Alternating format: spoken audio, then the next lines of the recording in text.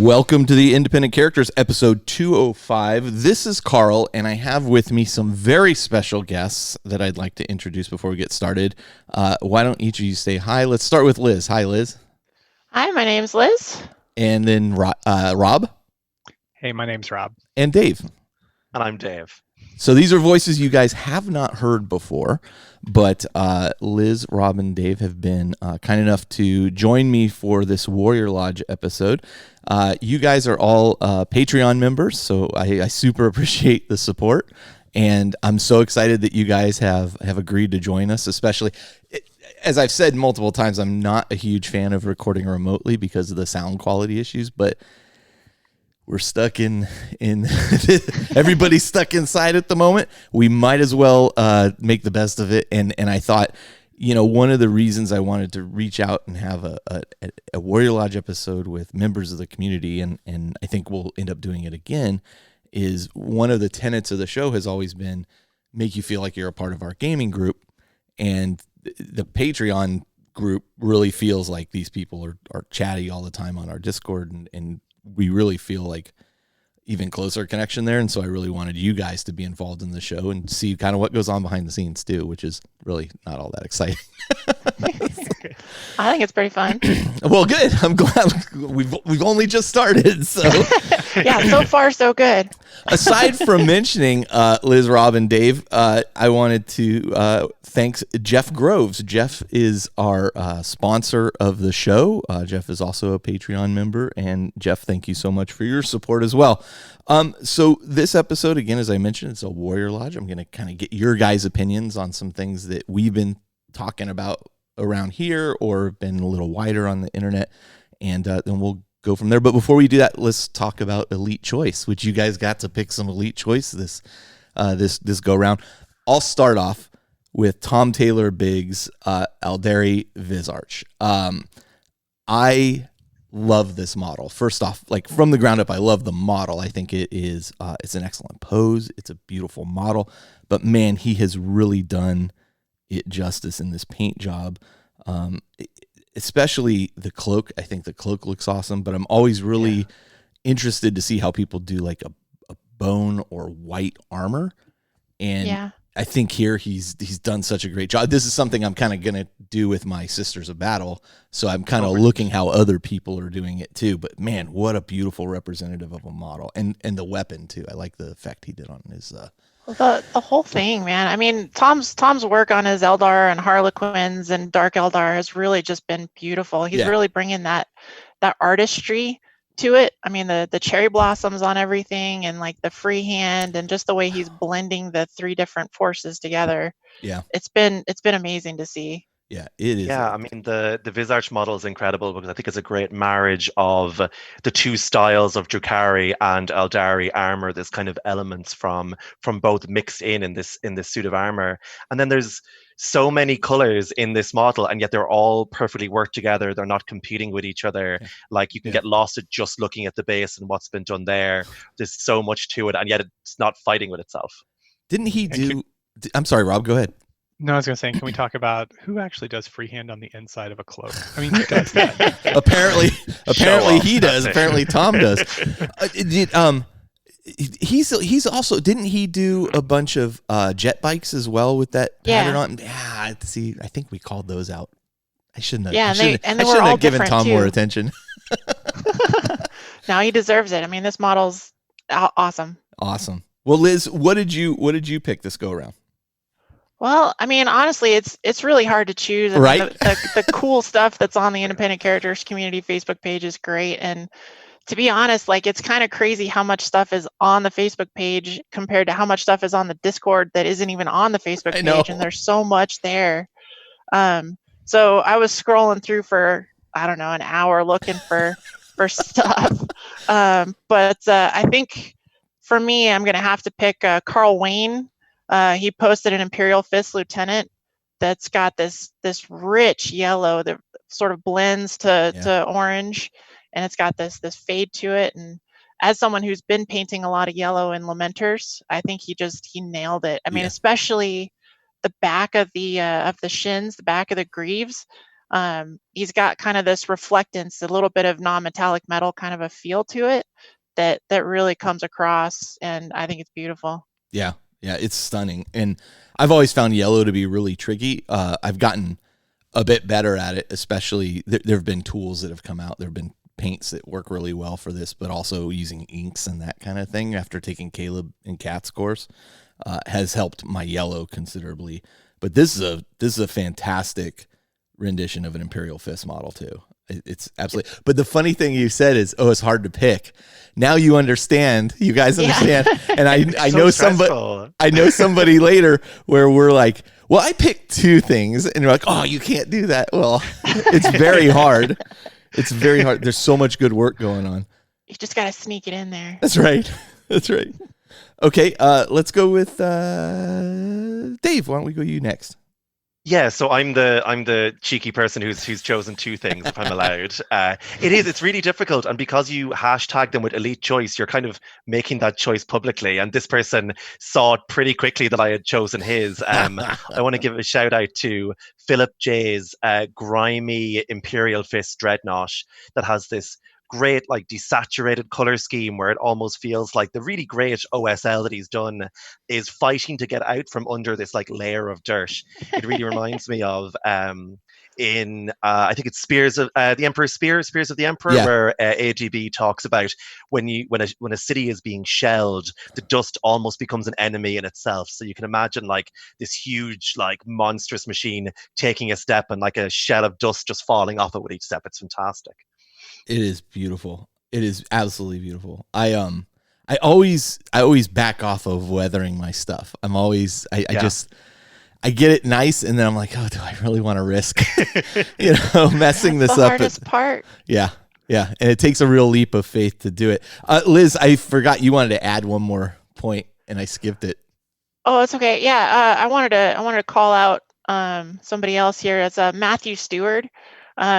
I mean, I know a lot of the Elite Choices are like, wow, this painting is just amazing. And this one, like, just the picture really got to me, the feel of the basing on the knights that he's been doing, especially the one where he's got a couple of cultists running between the legs of an Imperial Knight. Like, it's something I always imagine with the knights is them striding across the battlefield, and these poor little chaos cultists like taking their lives into their own hands, trying to run underneath the feet of this thing to get to whatever they're trying to get at is nuts. Well, it looks I agree. That looks incredible too. And then, okay, go ahead, Dave, do your second one. So my justification for being allowed to have two is that this one is less about a model and more about, I guess, the kind of philosophy of painting and how you approach it. Colin Ward posted about just how long the Heavy Metal team takes to achieve box art perfect models. And apparently for a box of Reavers, which I think is 10 models, it is 200 hours of painting for a box of Reavers, or one Marine every 2.5 days. And that just made me feel so much better about my life. Because again, you only ever see the finished model, you only ever see these incredibly talented painters, and you are not seeing the amount of, even the videos they put up on Warhammer TV, anytime Nick Baton tweets about, oh yeah, that video took us like 3 weeks. I'm like, you didn't paint that in real time? But of course they didn't. They have this swoopy graphic thing and then suddenly it's done. But it just made me feel a lot better that draw the rest of the owl. Yeah. That's what I was thinking. Yeah. It it's funny. First off, I don't know who this Colin Ward guy is, but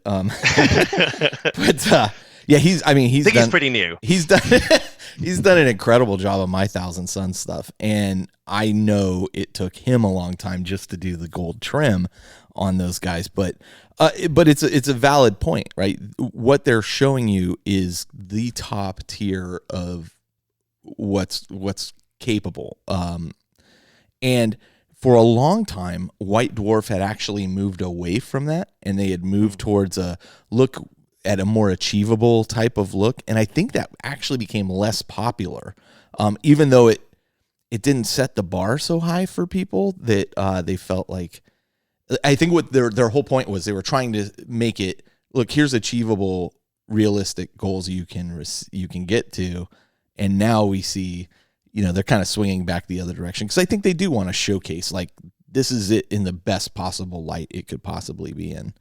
And I think like it gives you something to strive for, but it is important to know that heavy metal is a style. It's certainly not the only style out there. It's certainly not there's more realistic styles out there. There's lots of painters out there who don't paint in heavy metal but do incredible work. So I think it's amazing to see what is achievable by people who aren't me, but it's good to know that I don't also have to do that myself. So. I get to a point in a model.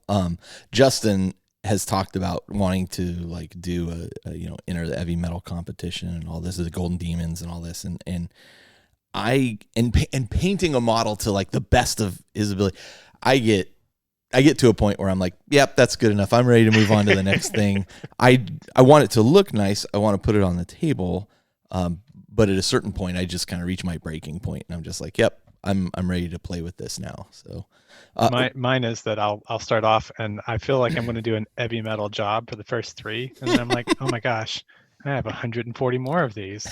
I spent 3 hours on every one of these models. I'll be here forever. That's right. That's right. I compromise quickly. Rob, let's talk a little bit about your choice here, because this is an interesting one. Yeah, I think this is a different kind of elite choice.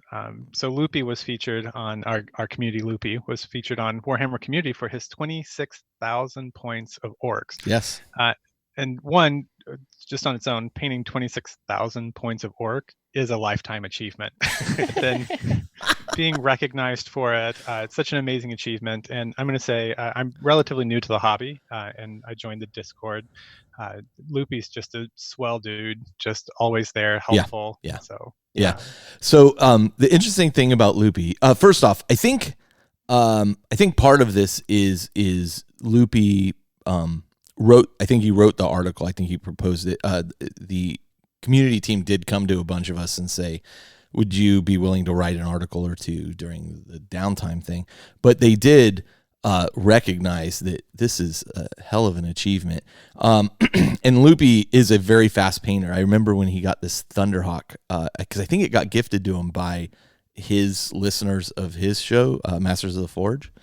And then he started taking clippers to it and turning it into an orc flyer. And I just about had a heart attack watching him do it. But here's the thing I'll tell you about Loopy. Here's a little secret. He can't make decisions. and what I mean by that is when he came the first time we met at Adepticon, I think he had brought his entire orc collection because he couldn't decide what to bring specifically. And since they drove, so he had like huge bags of orcs. But he is a wonderful human being and an absolute gem of a person in our community. And you're absolutely right. Like, this is an insane amount of models to paint. Just insane. Well, just this morning he posted on the Discord, I think he had 52 models that he painted green last night. And it's like, how do you do that? Like, yeah, see, I was going to say, you said a lifetime achievement. It's like a lifetime achievement for the rest of us. For him, it's been like 2 years. Yeah. He's been working. Like, he just That's a paints Tuesday like for him. crazy. Like. Yeah.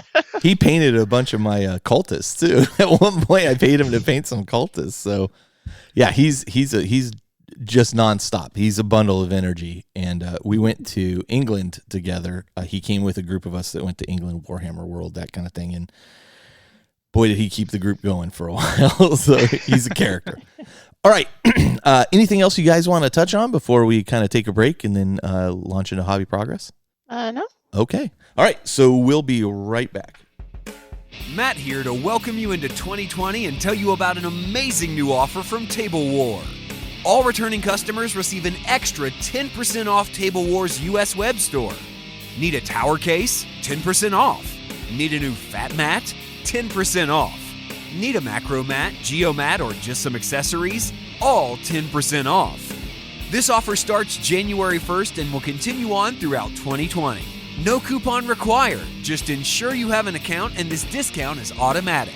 This is our way of saying thank you to all of our loyal customers. So visit us today at tablewar.com. Table War! Table War is a registered trademark of Table War Designs, Inc., all rights reserved. Okay, and we're back, and we're going to do something a little bit different than just a standard Hobby Progress this time, since we have a group of new folks here. I wanted to get to know them a little bit. I want you guys to get to know them. Liz, let's start with you. I've seen you post in the Facebook community a lot, and obviously you're very active in the Discord that we have.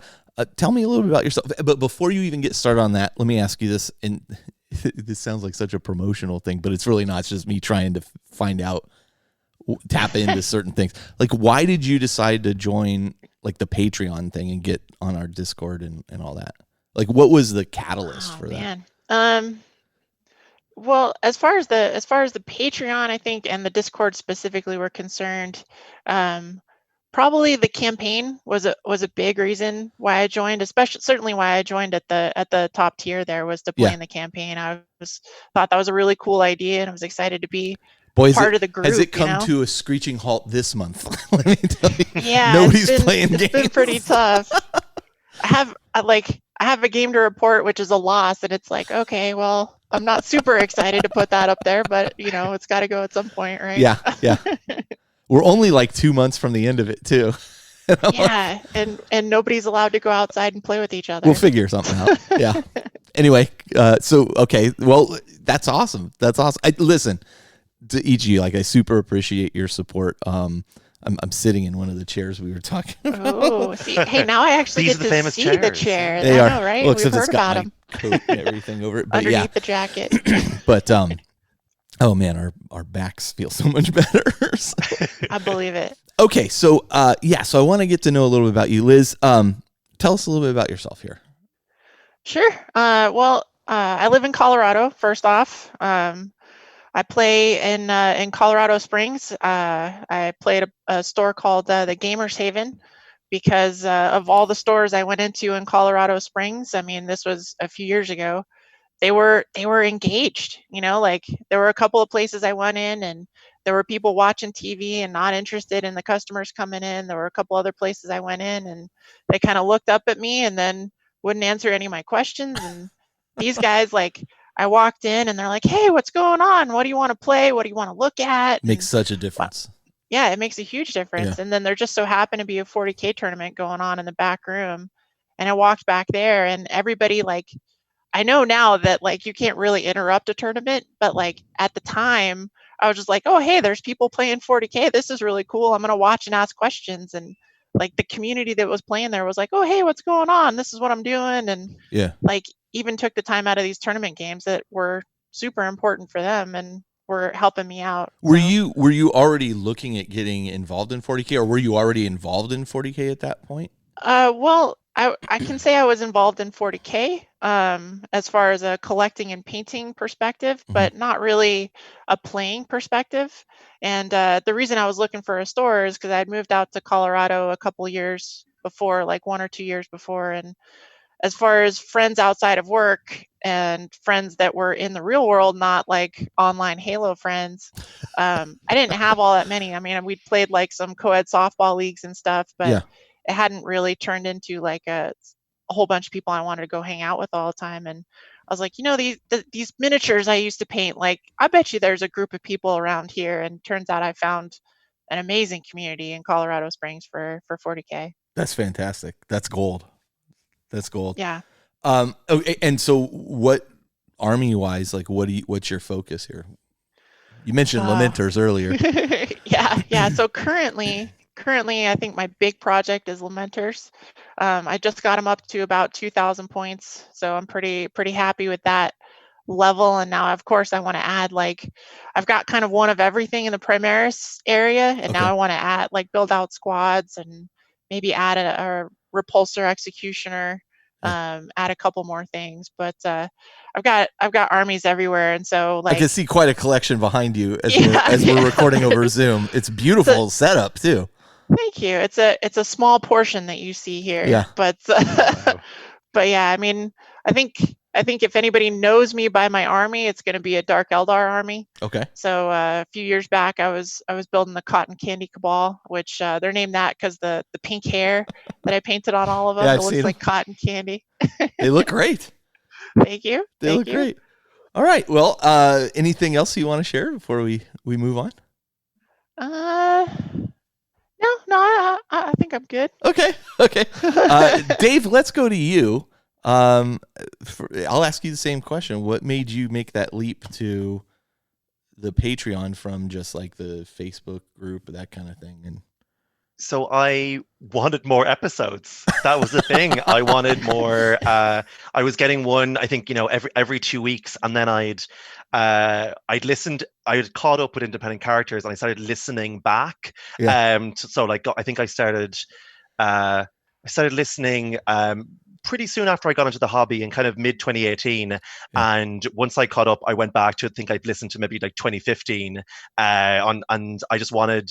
Once the campaign came up, I did want to be involved in that, but I just wanted more independent characters episodes. It's great background noise for painting or for, I live in the city, so I walk everywhere. And the chance of getting an extra episode a month, I was delighted by this. For me, I mean, the thing is, in doing the show, it's really, it's a labor of love. If I stop enjoying it, I'll stop doing it. That's like kind of the end of the road there. But there's no sign of that. But for me, it was making a show, because I agree with you. Like, I like listening to podcasts. I used to listen to a lot of 40K podcasts. I've actually really trimmed that down, mostly because I don't want to get ideas from other shows and then even inadvertently like utilize those ideas. So I just kind of try to develop my own stuff, and then but I do agree it's great background stuff. And so we just sought out to kind of create a show that we would want to listen to. And I think that made a big difference, because we had started listening to we had been listening to a show. This was Jeff and I when we started, and that show had kind of lost its way, and it was just kind of going through the motions. And we were like, this is getting terrible. And we loved it so much before, and it's getting terrible. And why don't we do something like this? And I think that's what every podcast starts out. So there's a plethora of them out there now, but and I've listened to a lot of different 40K podcasts, and I can't exactly explain what it is I like and what it is I don't. I don't think the podcasts that I haven't gravitated towards. Say again? It's hard to say. It's I don't think the ones that I didn't gel with are doing anything wrong necessarily. I think as somebody who's maybe more hobby focused, I think the fact that you guys start with Hobby Progress is something that hooked me in originally. And I think, I could be wrong, but I think a lot of players start with only feeling they want to buy GW stuff. And I found you guys, just when I started looking at other brands and other developers and stuff. So hearing you guys talk about AK Interactive or talk about using inks, that kind of made me jump from, okay, well, I need 8 different blues. There's a huge difference between Hoenn blue and Lathern blue. But it was good, because now I just get white ink and I have all the blues I could possibly want, as opposed to 8 pots of very slightly different. So that's kind of what got me into independent characters. And then the Discord has been just fantastic for being so, like, I've never met anybody on it. I'm in Ireland, but everyone's been incredibly supportive. I was very excited about going to Adepticon this year, because I had some games set up, and Loopy and a few other people had actually almost like speed dating, had set up people to have games with each other, and it's very supportive system. So, well, you know what? Next year, and 100%. it'll be bigger and better next year. I'm very much looking forward to it. Okay. So I've asked you that. Talk a little bit about what got you into the hobby and where you focused. Yeah, so I am I'm from Ireland, as you can probably tell from my voice, and if you've seen the picture of me, I'm just a massive red hair, basically. I look like a Yeshi librarian. And I first came across the hobby when the library in the tiny rural village I'm from in Ireland, I cannot stress how rural, like population 350 people, inexplicably had a copy of Ben Counter's Soul Drinker. No idea why. And I read it when I was 12, and I'd never come across anything so grotty and belligerent and wonderful. At the start of Soul Drinker, there's a moment where the company captain gets stabbed by this hive ganger, and this poison is running through his system, and he's about to die, and he grabs his lieutenant and he says, "Give me a proper funeral." And they say, "Well, the way you died was kind of embarrassing, so we're just going to fire your body into the sun." And I was like, what? This isn't the fantasy that I know. So I was. I gotta tell you, that novel's so bad. Yeah, I have not gone back to read it. I know there are people that love the Soul Drinker series, and I'll admit I read it all, but I'm like, the fiction has come a long way since then. Yeah, I mean, 12-year-old Dave and Oh, it's 32-year-old Dave. fantastic. Presumably, there's a bit of evolution in between. But I was immediately hooked on it. So I read every single 40K book I could find. For years, I didn't know it was a tabletop game. I thought it was just a particular type of fantasy, by some different authors. It wasn't until 2018 when I moved in with my now wife. She was very kind to donate her attic, and I could turn this into a space to have a computer and some games and things. And my friend built me who's also a listener of the podcast, hello Adam, he built me a computer.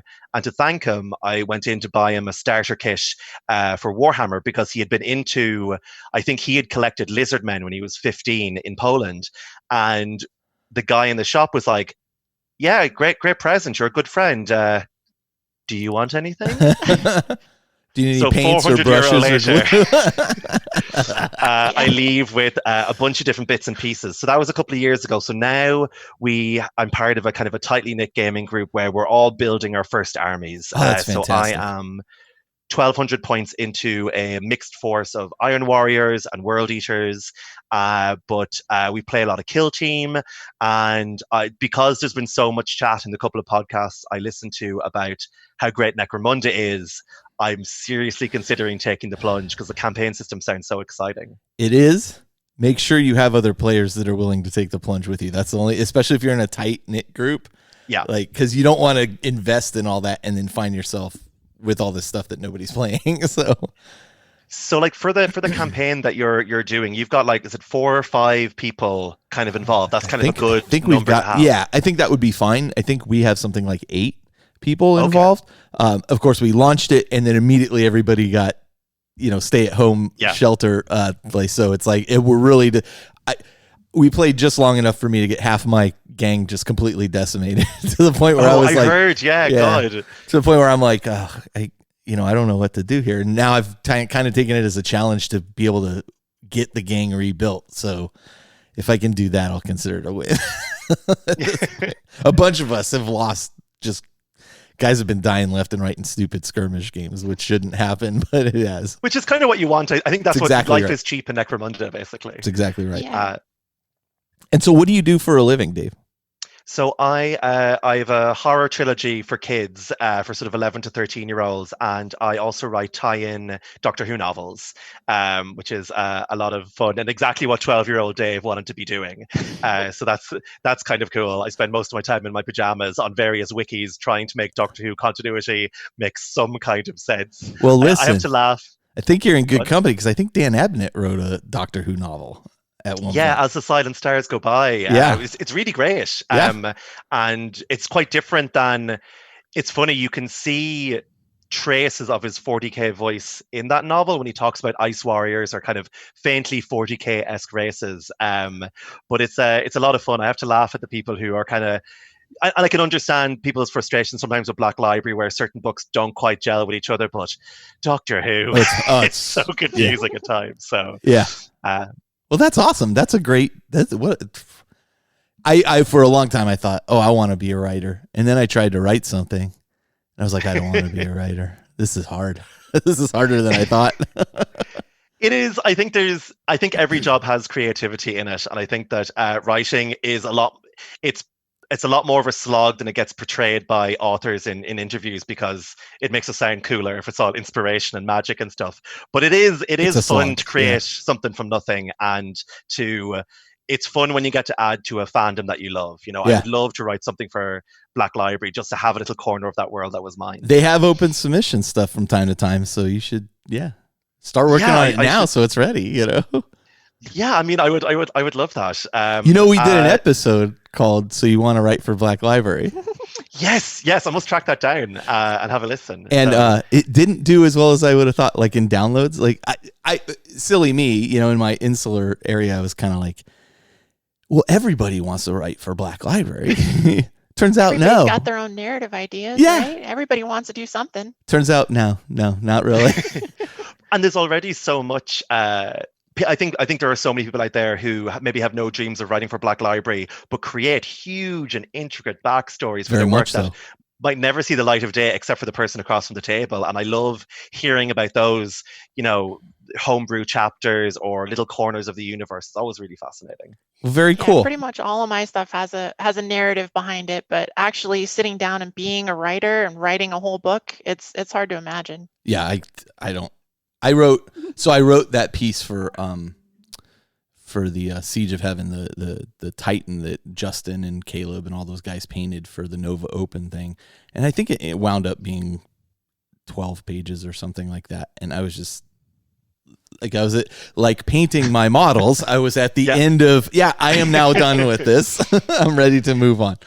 There is a similarity with painting models, because it is about, I think that the only thing that separates a writer from someone who doesn't write is not, talent or skill, but it's tenacity to write a lot of really bad stuff and then go back and do your edge highlight and your spot highlight and varnish and keep going until it looks good and it's readable. And I think that translates to a lot of creative, skills, hobbies, jobs, whatever. For a long time, I love stand-up comedy. I go to stand-up comedy all the time. For a long time, I wanted to go do stand-up comedy. And then I started looking into like what it takes to become a good stand-up comic, and the amount of work and effort and economy of words and the bombing and, and I was just like, oh, this doesn't sound fun. I think watching it is more fun. Yeah, and like comedy terrifies me because I do a lot of school visits, and they're not expecting a writer. I tell a lot of jokes and I make fun of myself a lot, and the kids that I talk to aren't expecting me to try and be funny. So it's kind of it's a bonus. Whereas a comedian's job is to make you laugh. There's no other thing you can do there. So if you don't do it, you've lost. Exactly. So Rob, let's move on to you. You've been kind of quiet because we've been yakking. Sorry. Yeah. No. It's fine. Rob, I'll hit you with the same question. Why the Patreon? So I'm all about culture and people, interaction. Well, boy, if you come to the wrong place.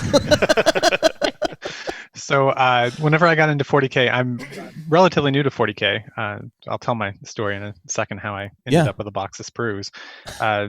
Independent Characters became my go-to podcast. Some of the people here in Kansas City were trying to convince me to start playing 40K. I was playing Kill Team, and I just refused. I didn't want to do it. I didn't have time. And they kept egging me on, and somebody turned me on to this podcast, and I started listening. I was absolutely unaware of the lore that existed in 40K. It's I'm crazy. The exact opposite of Dave. I knew that there were these boxes of little plastic people I could glue together for 20 years, but I'd never seen a novel or talked about it. And so I started listening, and there was the episode on IC where you're talking about the Adeptus Custodes. Yeah. And I was like, all right, I can do this. All right, they're the good guys. Maybe they're the good guys. They're a little bit better than the other good guys, maybe.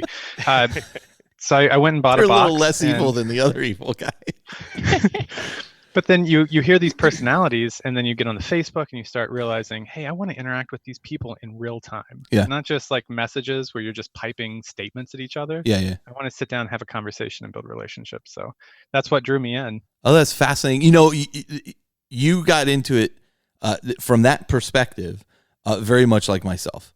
I knew it was a game. Mm-hmm. I knew you had these factions. I didn't realize the lore and how deep the lore went. And one of my buddies that we were playing, he was talking about Primarchs, and I'm like, I have no clue what you're talking about. And we've been playing for like 6 months. I'm like, whatever. Okay. And then I started reading the novels more, and one thing led to another, and I don't know what it was, but like at a certain point I realized how am I down in this deep pit down here? Right. How did I get all the way down here? And now, if somebody asks me about 40K, and well, what's it about? And I'm like, listen, I'm like, how much time do you have? It is way too much to look. There's bad guys and bad guys, and it's a game. If you really want to know about it, I'll tell you, but we're going to be here a while. So, okay. So that's what got you kind of into the Patreon and the Discord channel. I agree. I think the back and forth is a lot more fun in real time. tell me a little bit about yourself. You're into it now. What's going on? I'm so into it. I'll tell my story of how I got into it. When I'm on the Patreon or Facebook and I'm talking, I realized that there's, I'm going to call them the veterans. There's these veterans of 40K that have been around forever. So I got into it. I went to Gen Con in 2018 and I played Space Hulk, and I absolutely loved it. It was one of the most fun games I've ever played. Wait, did you play in the 3D one? I did. Yes. The 10 foot it looks like a the basement of spaceship. death, the basement of death guys run.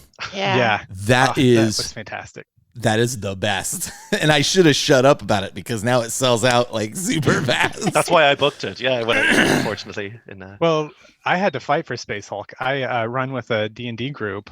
We go to Gen Con every year, and all they want to do is these 8-hour role-playing games. And it's like, guys, we need something just to freshen up, just palate a little cleanser. mouthwash, Yeah, just a little something. So I signed up for Space Hulk. The other 3 of them absolutely hated it, and to this day they won't let me live it down. interesting. Really? They Nice. did not enjoy it at all because the whole idea of the Tyranids, the Space Marines, and it's asymmetrical warfare, right? It wasn't fair. One side gets 50 people, the other one gets like 4 Space Marines. Have at it. Yeah, that's heroic. So anyway, I loved it so much. I was like, well, I'm gonna buy this, and I have a 3-year-old son. He's gonna grow up, and we're gonna play this game, right? Ready Player 2. He Investing in doesn't the get future. a choice. That's right. That's why I made this kid. I need a cooperative partner. So I walk around the vendor store until I find literally a dusty box of Space Hulk from 2014. Like the guy had to blow the dust off the cover. Like it's the never-ending story.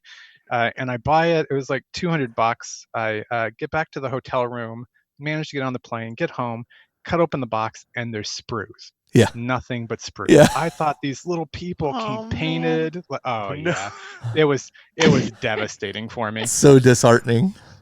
But I put it together and I started painting, and that led me to Kill Team because I started getting interesting, and then I found the podcast.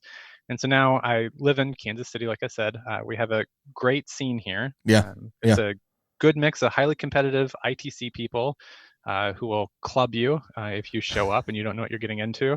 And then a wonderful mix of, I call it the beer hammer guys, like just showing up in a garage or somebody's attic and playing for 6 or 8 hours. Yeah. So you can have basically anything you want here. It's wonderful. That's fantastic. That's such a great story.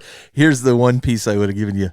If you went in and he had to blow dust off that box and he wanted $200 for it, I'd have been like, look, it's clearly taking up your shelf space. I'll give you $100 because our buddy Doug, there was a Realm of Battle board, the fantasy version of it at Game Castle, which is, and it had sat there forever. And finally he went in and he goes, you guys want to get rid of this thing? I'll take it off your hands. Give me 50% off. The person goes, let me call the manager. And they call it. Okay. And they sold it to him for 50% off. God, amazing. Just got to get rid of it. So yeah, you could have got a deal on that. But it is disheartening to see all those sprues. It is. Well, back then I was like, well, it's $200. It's all the money I'm ever going to have to spend on the product. And then I discovered that this was just the start. Yeah. Not that I'm complaining about the cost. I would never do that. But my lord, $200 for all you're ever going to need. What a deal. Quite true. Yeah. Yeah, No. what a deal. I remember the first when I started a Tyranid army, which was my second or third army at that point, and we had a Tyranid player who just like his things were all broken and he wasn't really taking care of them and they weren't painted particularly well. And I was like, I'm gonna paint up this Tyranid army. It's gonna look really good, and then he'll take inspiration from that and do his up a bit nicer. And then I got like the large box of Tyranids that was out at the time, like the I don't remember what they called it, but like the Ultimate Force Tyranids or whatever it was called at the time, and opening that thing up and seeing just packed solid of sprue, and I was like, it's so intimidating. You're just like, oh my God, what have I done? And then you just force yourself to start putting them together. Right now, for me, it's the Sisters of Battle. I put them in a closet for the moment because I'm trying to finish the Black Legion stuff, and then eventually, but I've been like, maybe I should just assemble a tank or something. I'm like, no, just hold off. So I get it. Well, cool. Well, guys, thank you so much for coming and for joining and sharing your stories with us. So, Rob, I didn't ask what army are you really focused on now? You say you're playing Kill Team. Do you kind of bounce around a bunch of stuff, or? No, Kill Team for me is gone. The Kill Team group did not want to get into 40K, and so I kind of moved You between left them groups. behind. But I worked for a Yes. very large company here in Kansas City, a software company, and so on our internal, like we have an internal Facebook type apparatus. Yeah. I posted a picture of something I was painting. Yeah. And then like literally 50 or 60 people pinged me back, and so now. No way. Yeah, so and some of them live within literally 2 miles of me, so it's great. We have a pretty avid work culture around 40K. That is fantastic.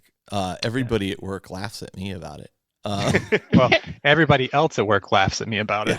But I wear that badge proudly. Like I don't really That's right. care. It's funny. One of our recruiters at work, she had heard about the podcast and everything, and was asking me questions. So I showed her the webpage, and I was like, "Oh yeah, I've been doing it for 10 years." And she goes, "Oh, so you go to these events?" Because I was going out to Adepticon.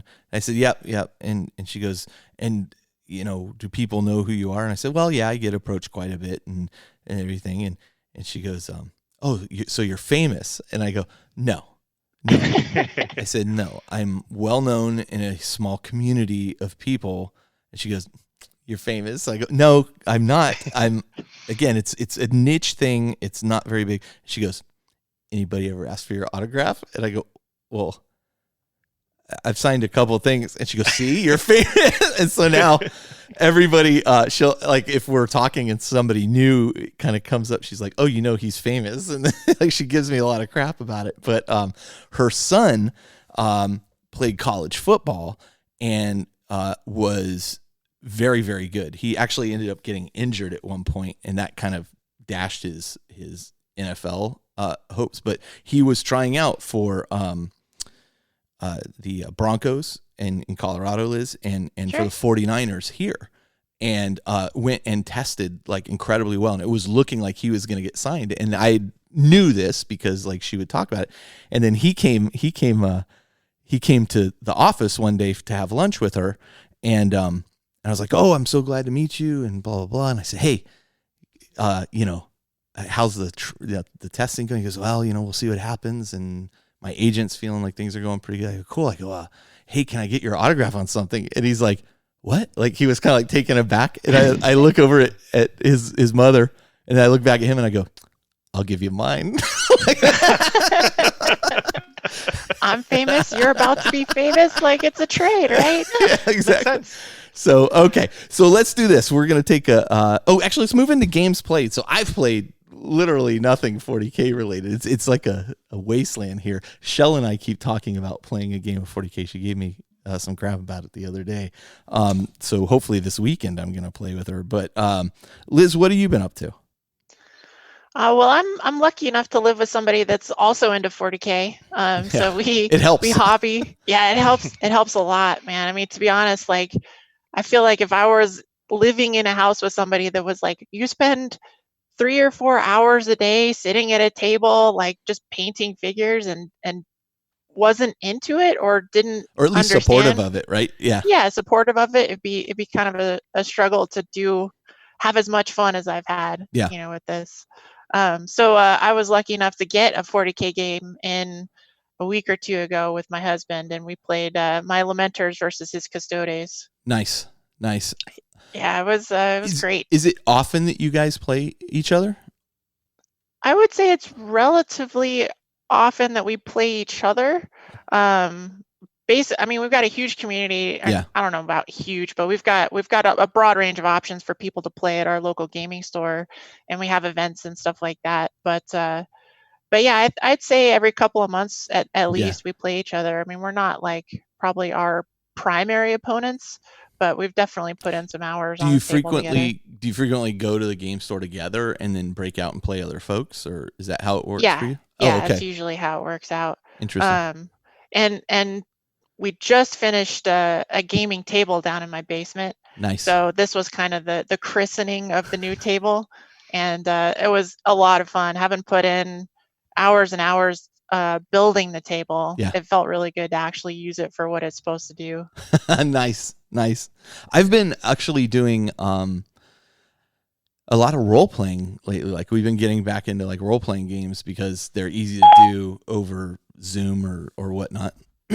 And it was my phone, sorry. And we're easy. It's easy for us to get together and play for a few hours and that kind of thing. So I've been playing in a couple different D&D games, and then running a Call of Cthulhu game for a small group of friends. That's gone pretty well. But I thought about running. We want to do an episode on Rogue Trader, the RPG. We've done one on Death Watch. We did one on Dark Heresy, and there's 3 other games in that set: The Only War, Rogue Trader, and Black Crusade. And so eventually we'll get to run through a scenario on each of those and then kind of do a show about them. So I have a friend that has run Rogue Trader pretty extensively, and I'm going to try to talk him into running something so we can then circle back and cover it. Even though they're not in print anymore, they're still amazing games. They are. Yeah, they're really great games. Yeah, I'm lucky enough to be able to try out Roll20 tonight. We're gonna try out a Star Wars RPG, an older version of Star Wars RPG, and check it out. Have you used Roll20 before? I have not. I did the tutorial last night, and it takes you through the tutorial on how to be a GM. Yeah. And I'm like, wow, I could do all this cool stuff, but I'm just going to be a player, and I'm not going to do any of that cool stuff. There is It is. Go ahead. Sorry, go on. No, Dave, go. It is good. I found where my D&D group is currently using it. I do find the video sometimes can be a little bit unreliable. So, but you can just as easily use Zoom for the being online, and then Roll20 is this, the great feature where you can just simulate all your dice rolls and that's what look we're up doing. Spells and all that kind of stuff. So it is pretty handy. It is. There is a learning curve to it, and fortunately, the guy that is running our Roll20 game is he's like an expert at it. So like if you're like, oh, I can't find this, he's like, look in the upper left corner, you'll see this, you'll see that, click there. And I'm like, oh, thanks. So it does help a tremendous amount that he's really, really skilled at it. But it's a cool system. Yeah, RGM refuses. You can, I think, do maps and drawings and things like that, but RGM is an actor, and he thinks that maps are cheating, and he's like, I will create a soundscape for you with my voice. And it's like, okay, cool. He's very good, but it's like he refuses to use the fancier things. The dice rolls is pretty much it. We use Roll20, and we love it. For D&D, it's really great because you can put each character, whether or not they can see in the dark, dimness and whatnot, and it really creates a lot of fun moments. We use Discord for video, and I'll say, yeah, there's this guy like right up here around the corner, and everybody else is like, where? Yeah. And I was like, oh, and then you have to be like, well, run up there on your, you know what? I'll just kill him. That's good. Don't worry about it. I got this one. I'll take care of it. It'll be fine. Okay. And Rob, I know you've been talking a little bit about Tabletop Simulator too. Oh yeah, I love Tabletop Simulator. We've been hitting it up pretty hard in my area, and then some of my internet buddies.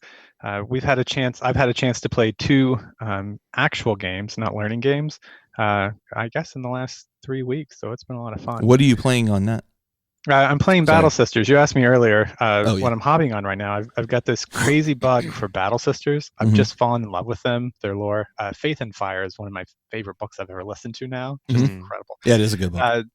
And so it's a great way. Tabletop Simulator, obviously, you don't have to go buy everything to try it. Yeah. And so you can do fun things like 3 Exorcists, 12 Mortifiers, and just YOLO your way across the table. Well, that's cool. We've used Tabletop Simulator primarily for board games. I think I talked about this before, but for me, like there's such a tactile experience for me for 40K that it's not going to translate quite as well there. But our buddy Josh has been playing Adeptus Titanicus on it, and he said it's actually really, really good for that because you're only moving like 5 or 6 models in Adeptus Titanicus. So he was trying to get me to get involved in that. And I see that you also said you bought Gloomhaven. I did buy Gloomhaven. My wife and I love playing board games. And so I was like, well, we're going to be in for a while. This is probably the perfect time to get into this. It's like we're talking about marrying another couple. And we're like, yeah, we can bring this into our life. I think we're ready now. And I opened up the box. It was just like Space Hulk all over again. Yeah. I was like, oh my God, all these pieces. There's so a lot to it. We popped them all out, and I got so frustrated. I went and got a gallon freezer bag and just dumped all the pieces in, and then immediately went to Amazon and bought the $100 organizer. Like, if you guys get into Gloomhaven, anybody who's listening, don't open the box until you have an organizer. So now you're $300 into Gloomhaven. hey, I got Gloomhaven for $100, so I'm only $200 into Gloomhaven. And it's everything you'll ever need, except the new Being a Kickstarter that just came out. Carl's bringing out that I have bad purchase tendencies. Hey, welcome to the $200. club. Yeah, I'm all in. Hey, no, he was just giving you crap for not getting a deal on Space Hulk earlier. You got a deal on Gloomhaven. You learned, right? Congratulations. That's Really right. improving, yeah. Well, that new Kickstarter's come out for the new Frosthaven. Gloomhaven. Yes, and honestly, I almost went totally in on it, and then the thing that's kind of stopped me was I have been playing a little bit of Gloomhaven with my buddy Aaron, who you've heard on the Patreon episodes, and Aaron kind of buys every board game, so I'm like, well, why would I buy this? Because the only person I'm really going to play it with is you, and our other friend Martin, and so yeah, I think I'll just let you get it. This is the way. Yeah, Division of labor. You buy it, I'll play it. that's right. Yeah. Well, that's a good combo. It's a good My combo. gaming group struggled with that a lot when that 40K city conquest thing came out. Yeah. This big campaign box came out with the map and the tokens and some terrain in there, and it was like, okay, if you throw down $100 and then like 7 or 8 people play, that's awesome. But all of us were like, oh, that map is going to be so cool, and I'm going to run this campaign, and then we're like, well, but someone else is going to buy it, and then there's no point in me having it, and then nobody ended up buying it except for one guy, and yeah, it just never quite took off, unfortunately. Look, I'll be honest. I bought it. We have not played it. So you saved $100. So Yeah, I mean, it's I hear got you some can get cool rules in Gloomhaven it, for though. that amount. Oh man, Dave, what have you been doing game wise? Yes, so my wife doesn't play 40K, but is in fairness to her giving like the lore and everything a real try. We're currently working our way through the Gaunt's Ghost books on audiobook, and Good series. she runs a literary publishing house. She's very specific about the type of stuff she likes, but she's coming around to Dan Abnett. Dude, those are good books. Wait a minute, hold on a second. You're a writer, and you married a woman that runs a literary publishing house, huh? Interesting. I mean, look. Would you say you're a published writer, Dave? Well, insider I work trading. for her. Yeah. Well, I publish horror and sci-fi, and she publishes literary fiction. She did say if she thought I was a bad writer, she never would have dated me in the first place. So Fair. as long as she's a fan, I'm doing okay. But so she's taking in a little bit of the lore. We're playing a little bit of, or painting up some Shadespire, because she was looking at the squigs, and she's like, that goblin has a mushroom growing out of his face. I would like to own that. I was like, perfect. And it's funny. She does know a lot about it, so we can kind of, because I talk about it incessantly. Actually, we're expecting our first kid. We just found out a month ago. Oh, congratulations! Congrats. Thank you very much. And the way that she told me was, she came up to my office where I was painting, and she put a baby grow in front of me that said, "Milk for the milk god." I was like, does this mean what I think it means? And she was like, well, it's not. You're not going to wear it. Yes, it's a baby. And I was like, So aside from getting a Shadespire team together, I'm doing a lot of hobbying on Zoom, which is really nice with people. So just kind of companionable silence, occasionally chatting about bits and pieces. What I found with the lockdown is I don't, I'm a million miles away from playing competitively, but I do have this sort of list paralysis where when I see a unit that I like, or when I see a model that I like, I'm asking myself, oh, but is this competitive? Does this fit in a list? Am I wasting my time? Even though it's, I'm not a week away from a Defticon and about to play in a tournament. But now that there are no games on the horizon for me, basically, I find myself sort of freed from those shackles. Gotcha. So I painted a Flesh Terror's Intercessor just to practice weathering, because again, I had that fear of, you do a nice model, then you ruin it. Yeah. I'm painting a Stormcast now to try out the Vallejo metal paints, which, as Liz recommended, are just magic. They're just spectacular. They're incredible.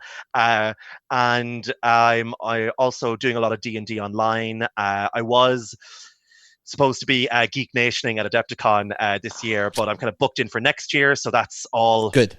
Excited for that. And yeah, just little bits and pieces of projects that I wouldn't have got finished. Currently, I'm working on kit bashing an Exalted Champion for my World Eaters, which I kind of love the fact there's no, I'm sure if they ever did a model for the Exalted Champion, it would be amazing.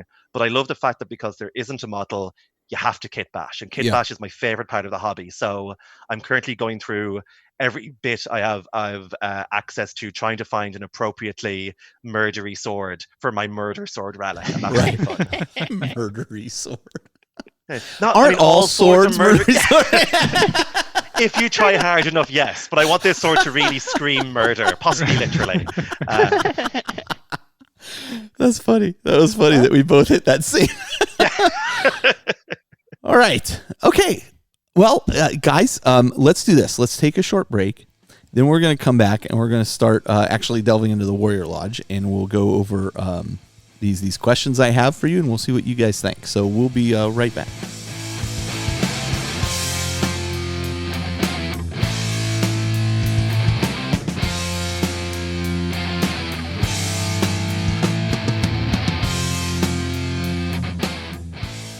Okay, and we're back, and we're actually going to launch into our main topic, which is the Warrior Lodge, but this time it's the Community Warrior Lodge, as I like to call it. So let's just leap right into the first question.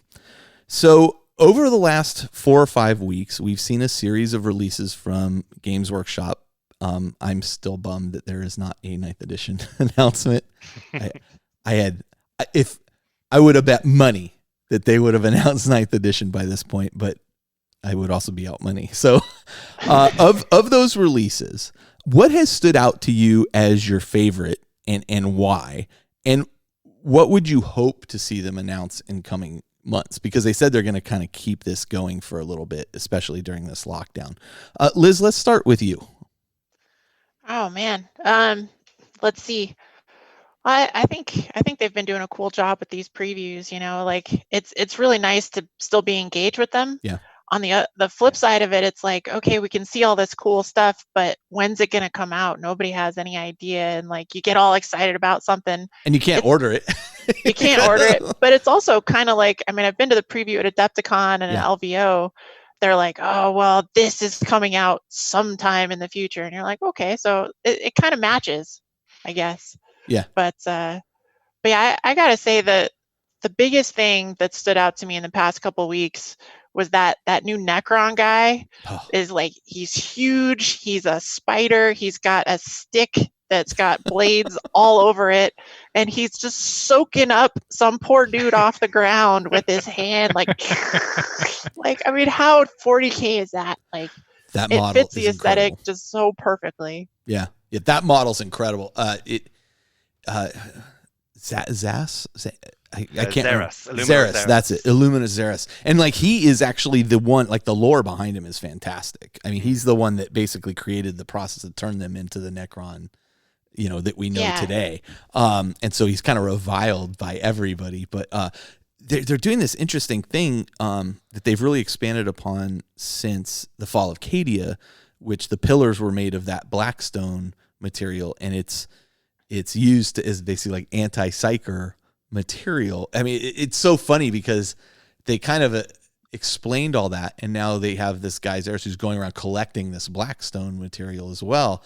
And I'm like, what a perfect like pivot for the lore to take, because of course it's all this Blackstone stuff. That's how it kept kind of the Eye of Terror in check, right? Because it's and now it has a use outside of that, and it's just, I never would have conceived of that, and to the point where I'm like, did they know this all along and like they hadn't really released that, or did they come up with that? Either way, it's brilliant. Yeah, that reveal in the fall of Cadia was just nuts. I mean, we've had the pillars on Cadia forever, yeah, right? And it's been in the lore, and I'm sure somebody knew something about it. They must have, right? but the idea that it's holding the Eye of Terror like from expanding any further, and like in theory, had they only known earlier, you could just push this button, you could shut down the Eye of Terror, like you do this right ritual or something, and then you crack Cadia and the whole galaxy splits in half. Like, how nuts is that? Yeah. I actually, Like- at first I was like, this is kind of silly. And then the more I read about it, I'm like, okay, this is kind of cool. Yeah. And like even without spoilers for Chris Wraith's, is it Watchers of the Throne or the Emperor's Legion? Basically, if you're reading those, you haven't read them, skip forward a little bit. But weaponizing the shards of Blackstone to fire into planets, that is unbelievably cool and ridiculous. They're doing a lot of really cool stuff with that. So going back to that model, like it was interesting to me that they're tying that piece into that as well. Yeah. So, and then like basically I don't know if it's some psyker he's like ripping it out. That's kind of what I thought. What's going on with him. I think, well, I read the little, like the brief smidgen of lore that they put out yesterday on the community article. And it was like, he kind of absorbs people, and he's trying to figure out like how the biotransference thing could be done in reverse, or how he could improve upon it. And he just kind of like, oh, hey, I'm going to soak this guy up, and oh, that didn't make any difference from before. I'm going to soak this guy up, and like, oh, we'll see what happens. Yeah, that is pretty cool. Okay, so what else? What would you like to see them? Oh, what would I like to see them release? Okay, that's a more broad question.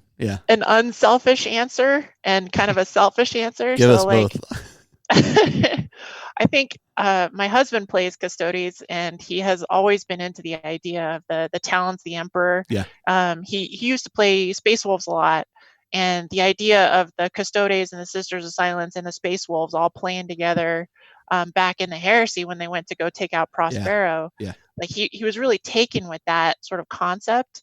And so when he went from Space Wolves to Custodes, he immediately brought in the Sisters of Silence to go with them. And makes sense. He's been putting all this effort into it. Go ahead. No, that's it. It makes sense. Yeah. Yeah. Like, thematically, it's very cool. And like he's got all this cool stuff for them, but like they have no HQ model. Like you can't play them as their own army. Like I think they've made an allowance where like you can play them in the elites detachment, but without an HQ or something like that. But like it hasn't quite jived properly. It feels like they should be their own detachment kind of. And we've heard rumors of like the Psychic Awakening book, they're going to be able to play together as the Talons of the Emperor. That would be awesome. But I think they deserve an HQ model. So I think that's kind of my first unselfish part. It's a good one. For him. It's a good one. For me, I've been waiting and hoping, and I keep expecting, honestly, that there's going to be some sort of Primaris close combat unit that has like a jump pack or a bike or like little jet boosters on their legs or something that makes them like just slam into close combat. And I'm looking forward to something like that. If that ever comes out, I'm going to be super stoked. Yeah, I mean, the reality is they are replacing the old Marine line. I mean, that's the objective. Over 10 years, that was the plan. Cat's kind of out of the bag at this point. And so my frustration point with that is there are some iconic units that I would love to see in Primaris form. Jump pack assault marines would look amazing in Primaris form, right? So good. Yes. Yeah, I mean, the thing that makes me the saddest is that Terminators may go away, right?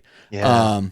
But the more I thought about it, the more I thought how interesting that we came out with new Chaos Space Marine units and new Chaos Terminator kit, and it just makes sense to me that if they phase out like the old 40K Space Marine models, including Terminators, now those get relegated to Chaos Space Marines only. Yeah, the relics. Yeah, so they're relics and like, oh yeah, this is what Marines used to be like, and now they're all Chaosified. So I mean, you could have a really nice split there, but I agree with you 100%. I've been waiting for them to come out with like jump pack, Primaris, and they have the I don't know.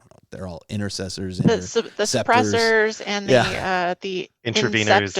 Interveners. Interveners. Excuse me. Stop that. Oh, sorry. The interrupters and so they have those guys, but they don't really fill that like jump pack assault niche that I'd love to see. And man, to see, because listen, I love the Primaris models. I think they're fantastic looking. Oh yeah, I agree with you. It's 100%. hard. It's hard looking, honestly. Like I have a bunch of Space Marines. They're really what got me into the hobby in the first place. Yeah. And like looking back at them now, after like I remember a couple of years back, everybody was into this whole true scaling thing, and like, Yeah. oh, it looks so much better.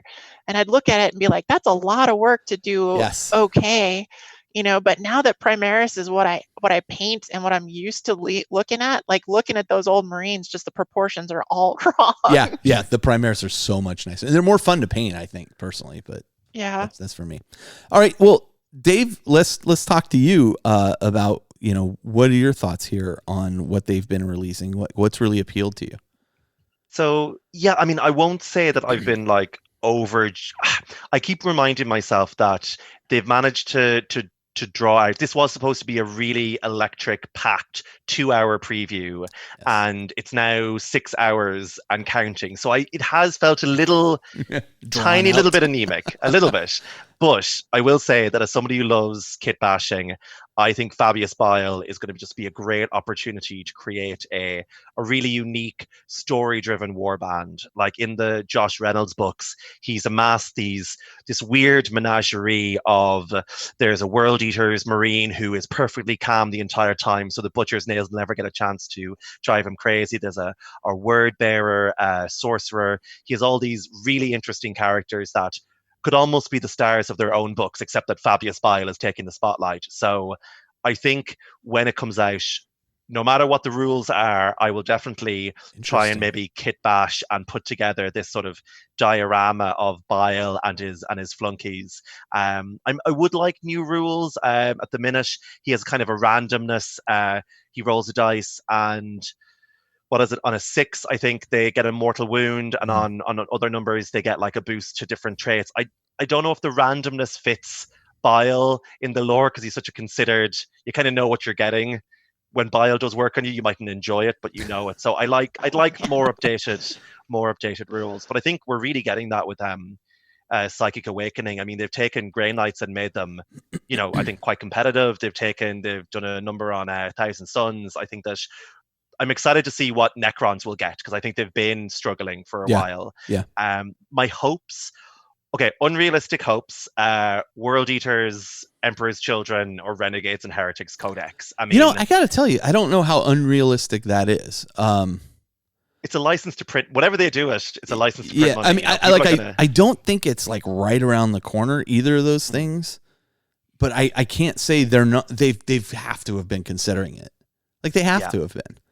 Well, they've got Thousand Suns and Death Guard. I mean, it only makes sense to at least have the four main Chaos Gods be represented somehow. I mean, look how they've done the Space Marine like expansion, Salamander. I would not be surprised at all if they were to start approaching it exactly how you just said, Liz. You got the Death Guard, you got the Thousand Suns, of course, Emperor's Children.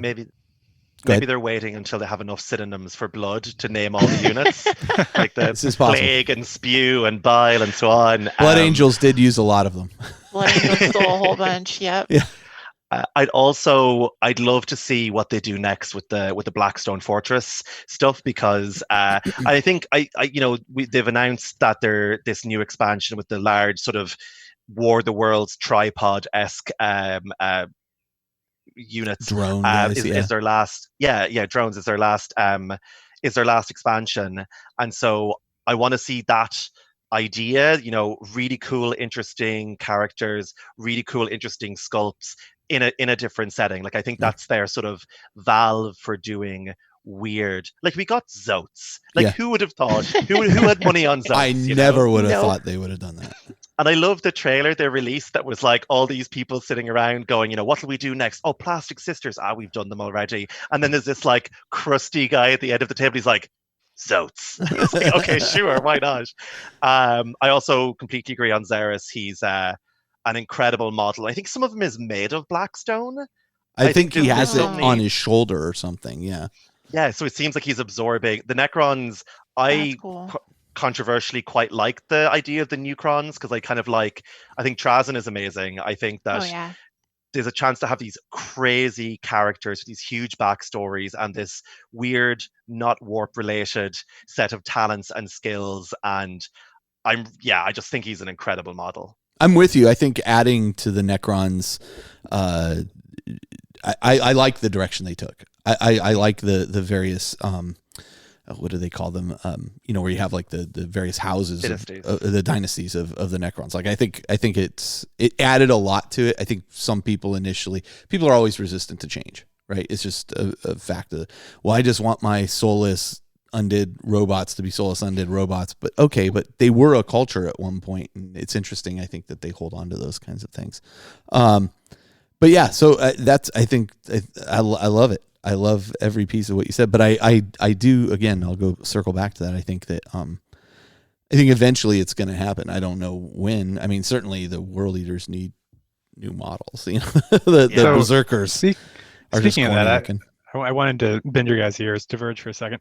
Fabius Bile, when they announced it, I was watching on Twitch, and Twitch, man, reading the text, some of the greatest things I've ever read in my life, really nice, kind, and some of the most villainous hive of scum that I've ever seen typed onto an internet screen. They announced Fabius Bile, and immediately everybody was like, Primaris Chaos. Yeah. One, I have a question for you guys. Do you think that's a real thing? And two, do you think it's a good idea? It's weird. I think it would be weird. I think it's odd that they were so specific that the Primaris have some thing that makes them more resistant to chaos. There's in one of the Gaunt's Ghost novels, there's a whole the concept of the armor of contempt, that the Inquisition go and try and find this thing that mystically makes just about anybody more resistant to chaos. And in fact, the only way you are more resistant to chaos is by resisting it and disdaining it and turning away from it. So I do think we're going to get, I do think at some point Primaris chapter is going to turn. I don't anticipate that meaning new models so much, or a brand new line of chaos. I don't know. I think it will happen eventually. It'd be weird for it not to, because otherwise they're Grey Knights basically. And why aren't we they are mass producing them, but why not give every Marine that? But I don't understand the rush. Like, we just got new chaos. They look great. Yeah, let them sit for a few years. They've also scaled up a little bit. Like, they're a little bit bigger too. Call has all 20 of the gene seeds. So, if some of those have a predilection to fall, I mean, I think and Call's not playing with a full deck anymore, really. So, who knows? But it's interesting. And I think the other interesting thing is that Bile is I think in that artwork is like dissecting a Custodes, isn't he? Yeah. So, I mean, what could he do with that? That's not good news for the Imperium at all. No, no. And his whole, go on, sorry. I was going to say, it's very interesting too, that I think there's this kind of, they painted this really great picture. We were just talking earlier about the Eye of Terror cracking open and splitting the galaxy in half. And the back half of that, the part that is separated from Terra and the core of the Imperium, is really in a terrible, terrible state. And if you have read Spears of the Emperor, you see kind of how just bad it is. I like to think of it as post-apocalyptic, because it's just so bad back there. And I don't think they do a good job of really painting that picture in the general Games Workshop productions. This is one of the things I used to love about like the Forge World stuff. I felt like it was more gritty and that kind of thing. And so you have really this focus on like Primaris Marines and new hover tanks and all this new technology. And it took somebody pointing out to me that, well, the Nazis in World War II were developing more technology right up to the end of the war in an effort to overcome stuff. So it makes sense that like they're developing this new technology, but I don't think they've projected well enough just how bad things are. I mean, they've laid it out there, but you don't really see the ramifications of that much. And I'd like to see more of that in the lore. And I don't know where I was going with that, but anyway, it was just, that's just kind of one of the things that I think it gets kind of glazed over, and like people don't really see, like they're like, oh look, things are just like they were, but now you've got Guilliman and you've got these Primaris Marines, so they're all fighting it back. No, they're losing. Like, let's be clear about that. Like, they're on their and nobody's really hammering that point home, and I'd like to see more of that. Yeah, I think that. Oh, sorry, go on. No, I was just saying, yeah, I was confirming.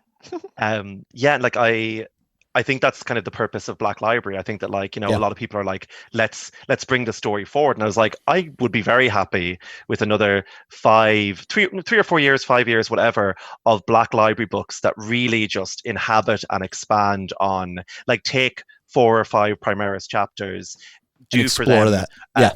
Give each a trilogy. Let us see what Nihilus. That was, one of the things that made Spear of the Emperor so great, was you got to see that they're on the back foot. Everything's falling apart. It's the fringe of the Empire. And if we bring back another Primarch, we bring back another thing happens. Trimaris Marines come out or something. We've lost that chance to, like, they're like 19 foot tall. We lose the chance to really bed down with all that lore and think about all the ramifications. Yeah, agreed. I got to tell you, I don't think they're bringing a new.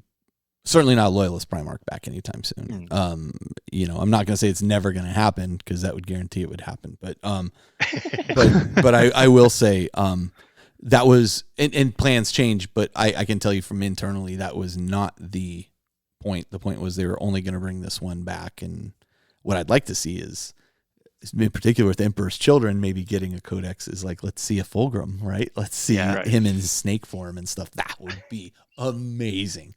I don't know why he'd be involved in anything. He seems to be just happy lounging around. He's just hanging out. Yeah.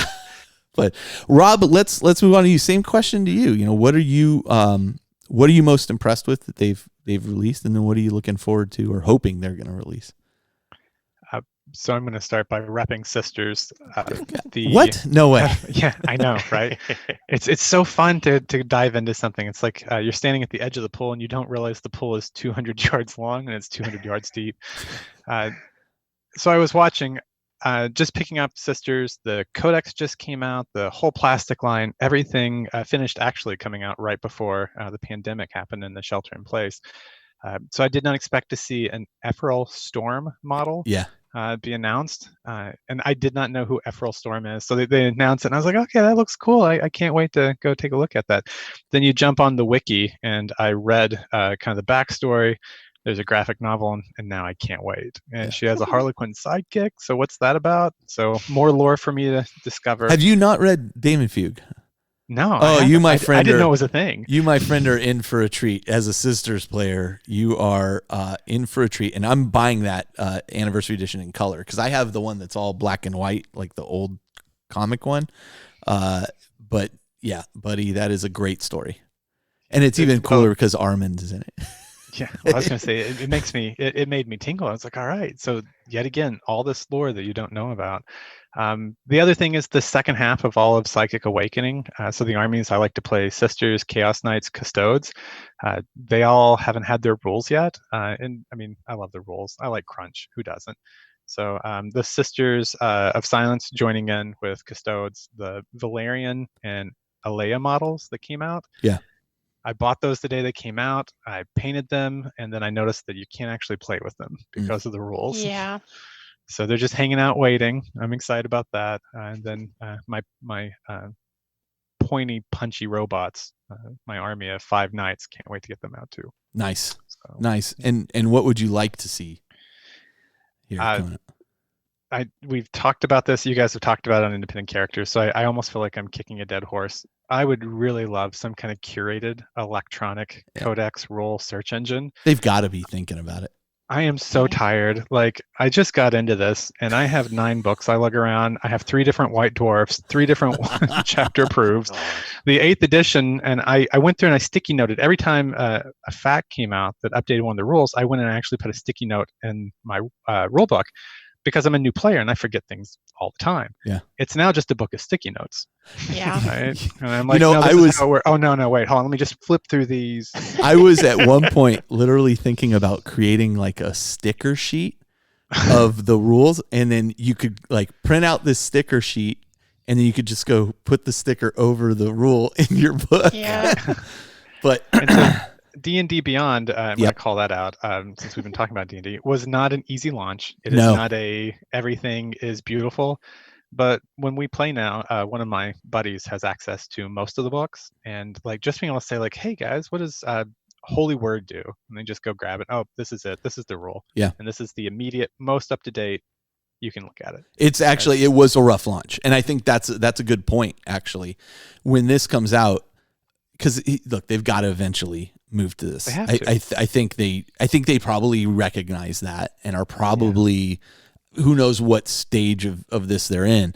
But D&D Beyond was a rough launch. It was not the first time they tried to launch that. They tried to launch something in 3.5 for character generation and all that stuff. That was, it looked great, but never made it out. I think it was like My Code Monkeys or something like that was the name of the company that was making it.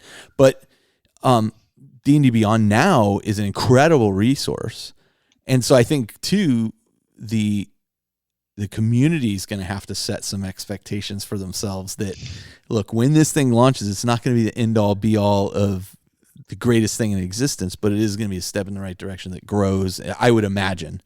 So hopefully, I mean, we all know how the community can react to that kind of thing, but hopefully, hopefully they are thinking of going this direction. I've got to imagine that they are.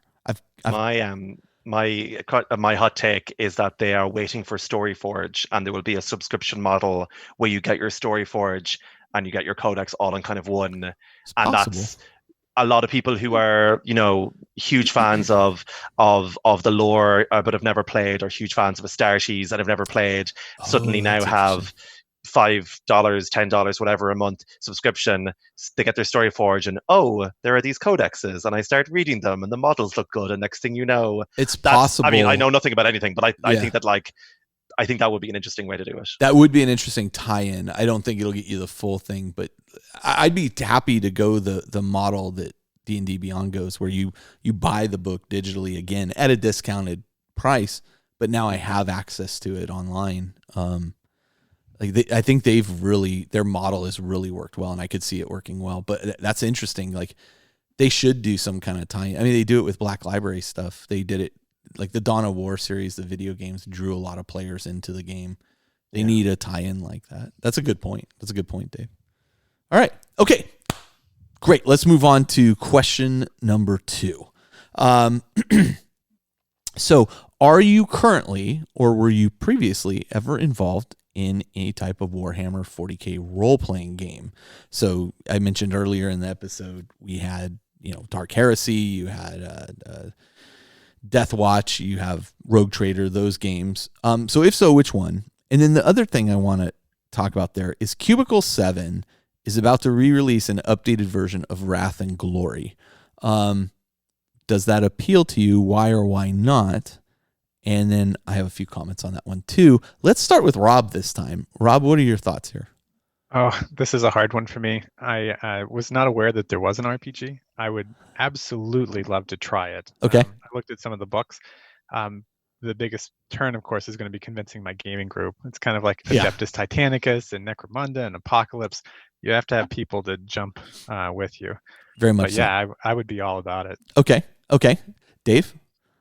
So I have a bunch of the Rogue Trader source books because the lore in them is just phenomenal. Amazing. Lots of like really weird asides that a lot of it not directly connected to the main factions, which is really cool. So like things like the Uvat and the Ratgall and all this kind of stuff. And I have the fantasy rule book for Cubicle 7's fantasy variant. The Warhammer fantasy roleplay? Yeah, which I've looked at, and it's fantastic, it seems interesting and quite easy to get into.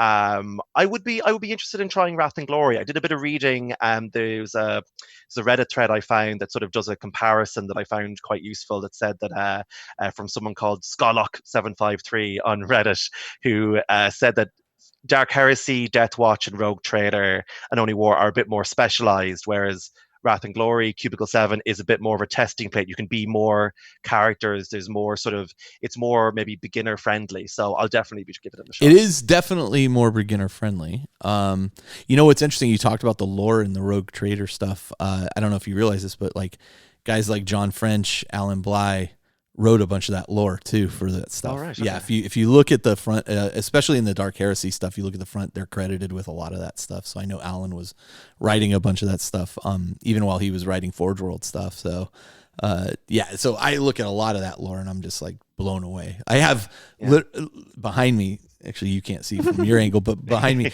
there is a shelf that is all of those books. Like I think I'm missing. Yeah. I think I'm missing That- like 2. That whole Fantasy Flight series of RPGs is just amazing. You can sit there and read them just as lore, like you've been talking about. Yeah. So what are your thoughts, Liz? Well, I actually have played some of the Fantasy Flight RPG. So I played Only War for a couple of years, which is the one where you play as guardsmen. Yeah. And we had a lot of good times. It was my first RPG. I mean, I know most wow, really? people. Yeah, I know most people are like D&D is my first RPG or something else like that, but I had never actually played a role-playing game like consistently. Like I'd done a one-off or 2 here or there, but nothing really consistently until a friend of mine got into this into the Only War series and said, "Hey, I'm going to GM something. You want to play?" And yeah, me and my husband both played together. It was actually our 3rd date. My husband and I, we went and played a one-off for Only War, and then the guy was like, "So, do you wanna join the campaign?" And we're like, "Yeah, sure. Let's get into this." Oh, that's funny, man. You went hard mode right away. Like, I guess. I mean, I don't know. It seemed to make sense to me. Yeah. Like once I figured out how the system worked, the percentile system, Yeah. it made so much sense. Like, okay, your stat is 55. That means you have a 55% chance of doing this, and then you roll this D100, and if you go above that, you don't get it. If you get within your skill range, you get it. Like it made perfect sense to me. yeah. It's actually that's one thing I love about D100 systems. Call of Cthulhu has the same system. Have you tried the Wrath and Glory set? I have actually. I tried a one-off of Wrath and Glory, which was really cool. I thought the dice mechanic that they did too, where you've got the Dice one special pool dice, kinda, I think it's like a Destiny dice or a Fate dice something or like that. something like that, where it's like you roll in 6 or 7 dice, and whether they're 4+ means they're a success, but this one die, if you roll a 1 on it, it's a fail, and if you roll a 6 on it, it's a success. It kind of added that little, like, you could still succeed with all your other dice, and then you could roll this fail on this one die, It and throws it's like, it off. okay, you reloaded as fast as you possibly could, you did that excellently, and then you dropped your gun, kind of like weird, like just a little twist on things that I thought was really interesting. I didn't actually get into a campaign because that particular system, the person that wanted to run it really more frequently than I had time for, unfortunately. But I think it's a lot of potential. It could be a good system to play in. I think my one caution though is that from the beginning it seemed to them like their pitch was like, you can play a guardsman, you can play a space marine, an Eldar, a commissar, an Eldar, or whatever it might be, in the, like, you can play anybody, which is really, really cool. But once you're actually in the game, like, it feels a little weird to have a space marine be doing the same amount of damage as a guardsman with the las gun. You've hit on my number one frustration with that game. Yeah. Because I went in big. Like, I got the box that came with all the chits and like, all that. Like, I spent $250, $300 on that game right from the get-go. Played it a couple times. We were not impressed. Like, we were like, oh, this is not, like, why is the commissar out damaging a space marine in combat? Yeah. Like, I thought where they talked about, and I had the author of it on, on the show to talk about before it came out. And what I kind of thought was everybody would have a role. There's a role-playing game called Cyberpunk that I used to play a lot, and they're kind of re-releasing Cyberpunk, right? Cyberpunk Red now.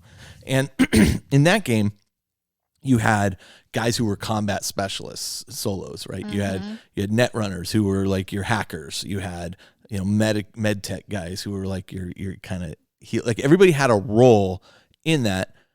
If you had a guy out damaging a combat guy, you're like, well, this doesn't feel right. Like, there's something's wrong here. Like, that's not your role in this group. And so I felt like, okay, they were going to develop these roles that you would have, but it just felt like everybody felt vanilla. Like, yeah, they got kind of more genericized. Yeah. Like, everybody did kind of the same kind of thing. Yeah. So they're re-releasing, like, they've made some updates, and I'm curious to see what they do there. But I got to say, I'm not like super anxious to like run out and try it. Now they're releasing I think like a free PDF with the updates. So like if you have the stuff, like I can just get the PDF and then. So I think we'll give it another try. But for me, the Fantasy Flight games really hit the mark so well. You know, I feel like I don't need to jump again. I have a very distinct memory. So like in Only War, I played a sniper, right? And I had a solid slug sniper, and it was maybe our like third or fourth session or something like that. And we're going up against like 4 or 5 orcs with our 4 or 5 guardsmen. And, you know, I'm up in my rocks, I'm taking aim. Like I've, you know, done a whole session, like a whole turn of like aiming at this orc's head. And I pull the trigger, you know, and the bullet flies at him, and it hits him in the head, and it did like, I don't know, whatever, 5 points of damage or whatever. And then it skipped off his skull. And I'm like, well, I just like, what is that about? And he's like, my GM looks at me and he's like, orcs are tough, dude. Like, I don't know what you want me to say. Right. And so like, as a guardsman, we were always fighting uphill. Like, you know, we were like, if you got in close combat with an orc, that was bad. You're in trouble. Bad news. You know, like just one. Right. And then we had some friends that were playing Deathwatch, which is where you get to play as Space Marines. Mm-hmm. They'd be like, oh, yeah, I'm dual wielding thunder hammers, and we killed like 3 dreadnoughts. And I'm like, what are you talking about? Like, that's insane. Well, but you know, I think I've never heard of dual wielding thunder hammers, but I suppose. Yep. But we did notice a significant difference, especially from Dark Heresy to Deathwatch, where like I was running a game where people they were actually playing. They were all working for the same Inquisitor, and they had a character that was like Inquisitor acolytes, and then they had a second character that was a Deathwatch Space Marine. And part of the game would run where they would be playing the Inquisitor acolytes, and then they would learn information that then the Inquisitor would send Deathwatch to go deal with, right? And so then we would play a session as the Deathwatch guys, and they're still figuring out the same kind of mystery. And the difference in combat level was so noticeable. I mean, a Space Marine would step in and be like, I'm going to fire these 5 rounds, and every single one hits. Yeah. You know, and I kill 5 guys. Okay, great. You know, whereas the Dark Heresy guys were like, I miss again.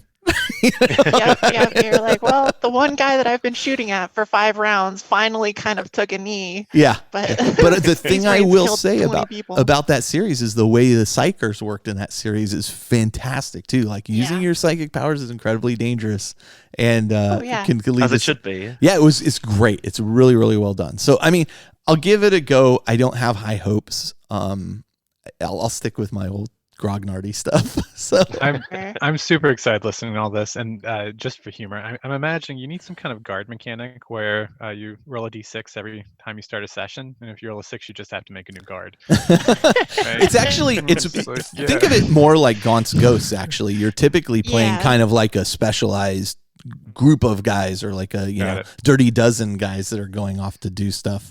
So you're not really like, we're part of this massive regiment, and you know. Oh no. Yeah. Our introductory session was like straight out of Enemy at the Gates, where they're like, you know, the first guy gets a gun, the second guy gets ammo for the gun, like go, you know, and we really ended up playing characters that survived that onslaught, you know. Cool. So it was just sort of who came out of that. But cool. All of us, got shelled or bombed or shot or something in that The other session. Great thing about Only War is you can look in history books at like World War II history, and there's so many actions and things that took place. Like if you get a book about military action, you can translate those right over to like Only War scenarios, and then just add an element of chaos or alien, and it's very, very interesting. So, okay.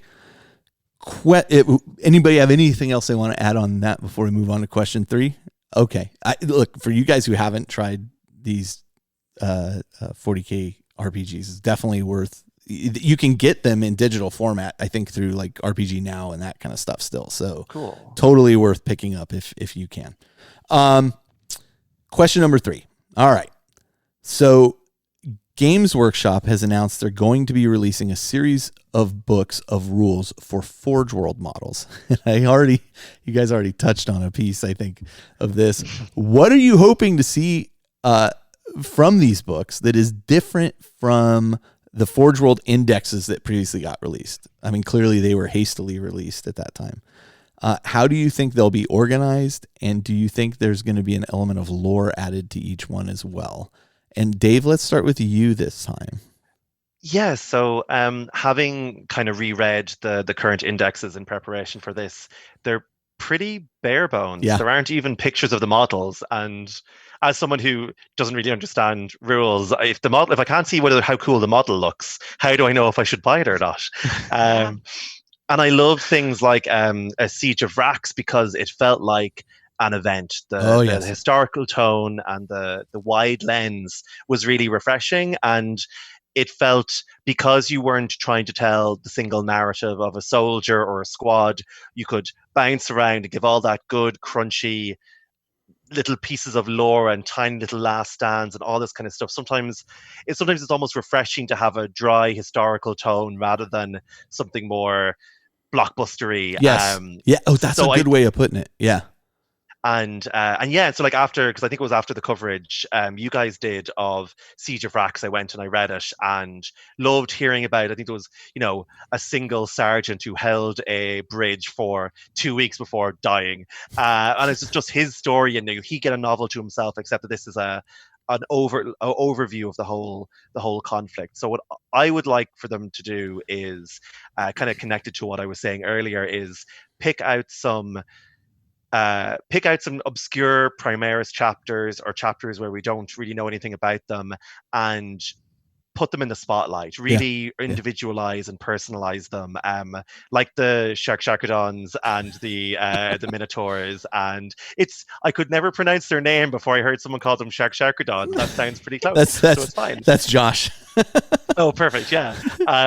I'd love to see, I find the Sons of the Phoenix, I don't collect Space Marines yet. I'm sure everyone does ends up doing it at some point, but I find the Sons of the Phoenix really interesting, in their purple and white and gold, and definitely not Emperor's Children related at all. But I'd love to see an index that was a Sons of the Phoenix versus Emperor's Children scenario, and that. So yeah, I think more lore, more fluff, make it more of an event. Okay, Rob, how about you? I'm going to say I would love to see some more lore. From the perspective, I have the opposite Dave experience. I look at the Imperial armor and I'm flipping through just looking at the rules. And for me, it creates a disconnect where I'm like, oh yeah, I get 3 of this model and just throw on the table because I like that they have this one ability, but it's not connected in any way to a narrative. I'm just using numbers to beat somebody else's numbers. And so I would really appreciate some kind of lore. Otherwise, I'm crawling through wikis trying to put it together myself. Yeah. I will, however, say that I would like to see combined rulebooks at some point. Interesting. I appreciate that Forge World and Games Workshop are doing their things. I love the books, but it becomes this weird. We have Games Workshop books, we have Forge World books, and now we have things that are going to Legends. And so it's a fair point. It's just creating a lot of. If only there was a digital solution for all that. I didn't say it. They say you could curate them, but no, I think that the lore would be great, and the people that I play with, whether they're ITC tournament players or my Beerhammer friends, we all start every match by saying, well, how did we get here? Why are these armies fighting each other? Yeah. Because I think that's an important part of kind of the dance of 40K. I like that. It's a good leaping point for a game. Yeah. So, and if you're Custodes, you can always say, because I'm the good guy.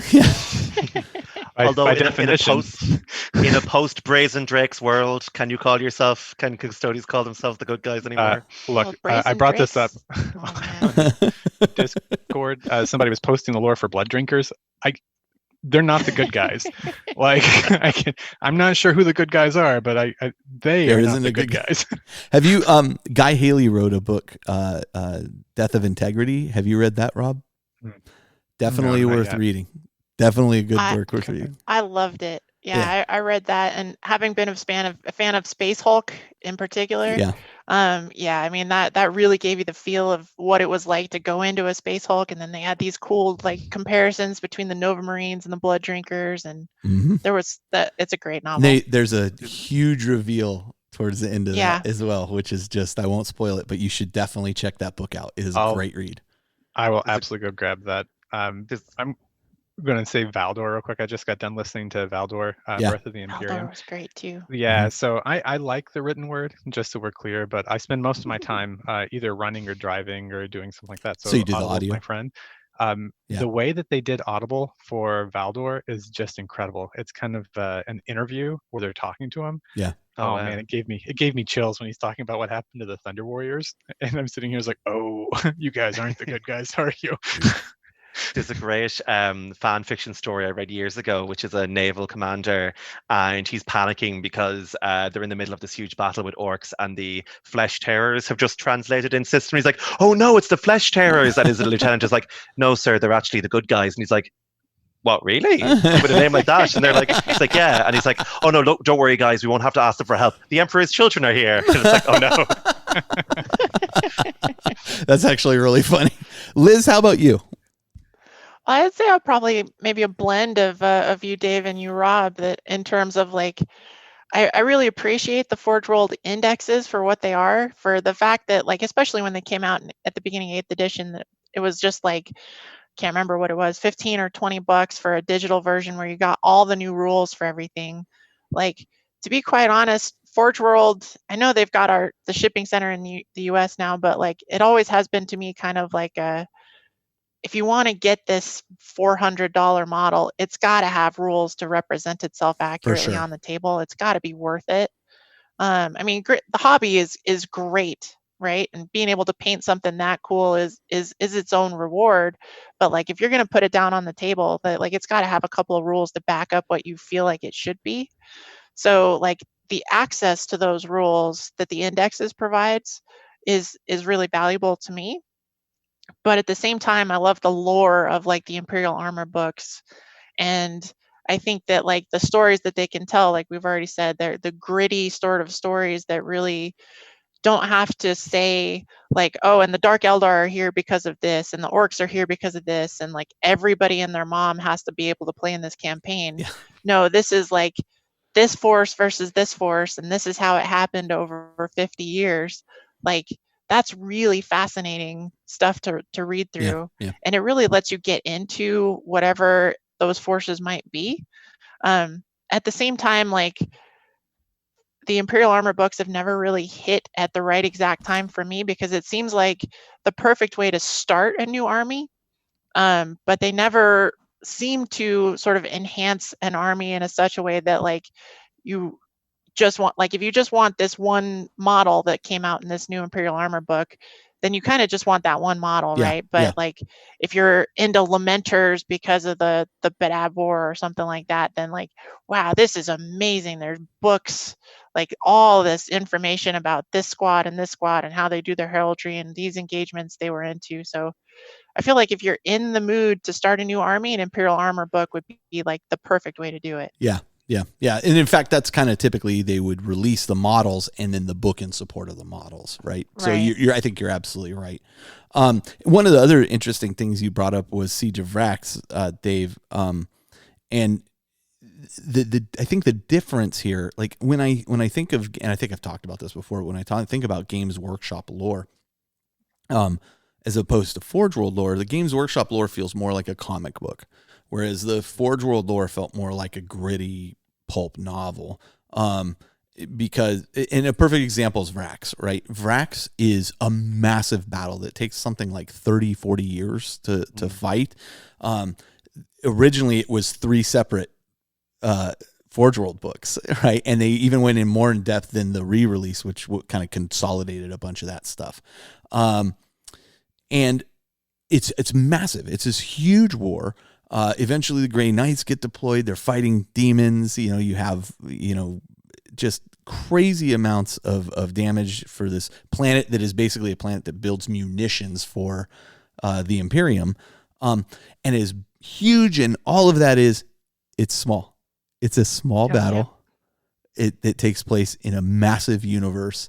And there's so much focus on this. And there's titanic, heroic events through the whole thing. And you're just like, yeah, but the galaxy's not going to fall because this planet either survives or doesn't. And that is what, to me, 40K was about. Like, it was like every day there's, horrible things happening and heroic things happening, and they don't really matter. And I think in the Games Workshop lore, we tend to get so focused on, what's Mephiston doing? Like, what's Reboot Gilliman doing? What's, any of these particular characters, they really don't matter that much in the huge scheme of things. So I'm kind of with Liz. Like, I want to see something in the middle. I don't think we need, and I don't think we'll get full. Look, Forge World books are on the back burner, if not dead at this point. But I think what we'll see is hopefully a little bit of lore, some photos of what the models look like, and maybe, you know, each entry has like, hey, and here's some particular battles this kind of unit took place in, so you can get a little taste of that. They used to do that in the Forge World books that were like the Imperial Armor specific one about, you know, Imperial Armor 13 was all like the Chaos Forces. And so like they'd show you, oh, like here's a Helldrake and blah, blah, blah. And here's some battles the Helldrake took place in and that kind of thing. And I think that's probably what we'll get, something a little more like that. I think the fact that the studio is writing the rules now for these and not the Forge World team as a separate kind of entity, but the actual GW core studios writing these rules, I think we'll also see them get brought into more balance. But more excitingly, I think you'll see Sister of Silence stuff. I think you can take a lot of 30K stuff that Forge World guys have been making, and they'll translate a bunch of that stuff into usable 8/9th edition rules, you know, as that comes out. I'm very excited for it, to be honest with you. I've always been a huge fan of Forge World. So on that note, let's take a short break. We'll come back, and then we'll wrap up with a couple more questions. Hey guys, I'm Caleb. And this is Kat. And we are CK Studios. We want to invite you and your friends to come paint with us at one of our exciting and fun-filled Airbrush and Hobby Weekenders. Our weekend workshops are 2 days of intense hands-on training, working directly with and learning from some of the top gaming artists in the industry. Whether you're brand new to miniature painting or an experienced veteran that wants to up your game, CK Studios has the workshop for you. Our workshops cover everything from learning the basics and building confidence in airbrushing, all the way up to creating that centerpiece model for your army or display case. For more class info and our upcoming schedule, you can find us on Facebook at CK Studios Come Paint With Us, or register directly at ckstudios.bigcartel.com. If you can't find a class near you, that's okay. Just contact us and we'll bring a workshop to you. All right, and we're back. We're going to wrap up our final two questions here, and then we'll move into show closing. But let's talk about question number 4 here, guys. So recently in an episode, we were discussing reusing older materials. And in particular, we talked a lot about the value you can get out of missions in books. Altar of War was one of the things that I think we've stuck with. It's still a great book to have and to use. So it kind of got me thinking, what are your 2 favorite missions in Warhammer 40K and why? And that can translate into Kill Team if you need it to. Let's I do. let's start with Dave then. So this is going to be a short answer. As a pretty green player, I'm going to focus on a little bit more on Kill Team. After hearing the Disrupt Supply Lines mission talked about on Independent Characters, we've played it, I think, 3 or 4 times now, and it's just a blast. Yeah. For anyone who's not familiar, the defender places 3 objective markers on their half of the board. At the end of the battle, each objective is worth 3 victory points. The attacker can destroy objectives for 1 point each, and at the end of round 4, you do your battle continues on a 3, and so on and so forth. I just love it because it just forces interaction, it forces aggression. I had just started playing Dark Eldar when we started using this mission, and it was taking me a while to get to grips with them, because unless you specialize down the Cabal, Coven, or Cult route, you're basically dealing with 3 different teams, which is actually perfect for this mission, because it was just you're sniping and you're feinting and you're trying to pull your opponent off balance, and it's just made me, I could feel myself leveling up as a player and I still lost, but I was getting better at strategy as I played, and I enjoyed it a lot. So that's my answer. I think that's a fair answer. It's a great mission. It's a great mission. I love the back and forth of Kill Team. I love the it's not just the, you know, I do my whole thing and then you do your whole thing. I love the interaction. And it creates some scenarios that wouldn't work in 40K. In generic 40K. But I do find it good. And in particular, we do like this mission quite a bit. Rob, how about you? So mine is from Chapter Approved 2019. And Chapter Approved, if there are some people who don't know. They mixed up the Maelstrom of War card decks. Before, it felt like you were playing Drunken General because you would have like this big deck of 60 cards. And every round you'd be like, oh, I guess now I'm supposed to go over to the other side. And so you can build a deck of at least 18 cards, and you get to do it after you see the other person's army. And so it feels more like you're putting together a plan. Yeah. Now that plan doesn't come together too often. My favorite one is Disruptive Tactics. I like it for the same reason I like hockey games. The mission kind of encourages very low scoring. It's very difficult to have a runaway disruptive because every time your opponent goes, whenever they pull their cards, you can pick which one probably is the highest point card or the one they're most likely to get, and you can just throw it out. And so you kind of keep them. You have a little bit of control over what they're doing too. Yeah. Well, it makes the game nail biters where you are absolutely going to want to play to round 5 and round 6. And after most of the army's dead, it's down to Hero Hammer, where you're running around with your Canoness and they may have Armin left. Man, that Inferno pistol shot becomes life and death on getting that last point. That's interesting because I have not actually played this mission, and I've not played with. I'll be honest, I haven't looked closely at the card mechanic that you're talking about. But when those cards and that style of play initially came out, I very distinctly remember saying, you know, I wish they had some method where you draw cards, like you create a deck.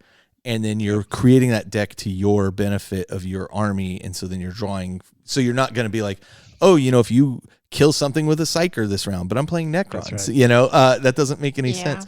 So I think that adds a lot to it. And actually, honestly, you talking about that makes me want to play that mission next. So you also get to use your flavor cards that came in those decks that you may not use otherwise. Like the Chaos Knights. I can't remember the one that it is, but if you fall out of combat, shoot somebody, and then you run in, you stomp another unit to death in the same turn, it's three points.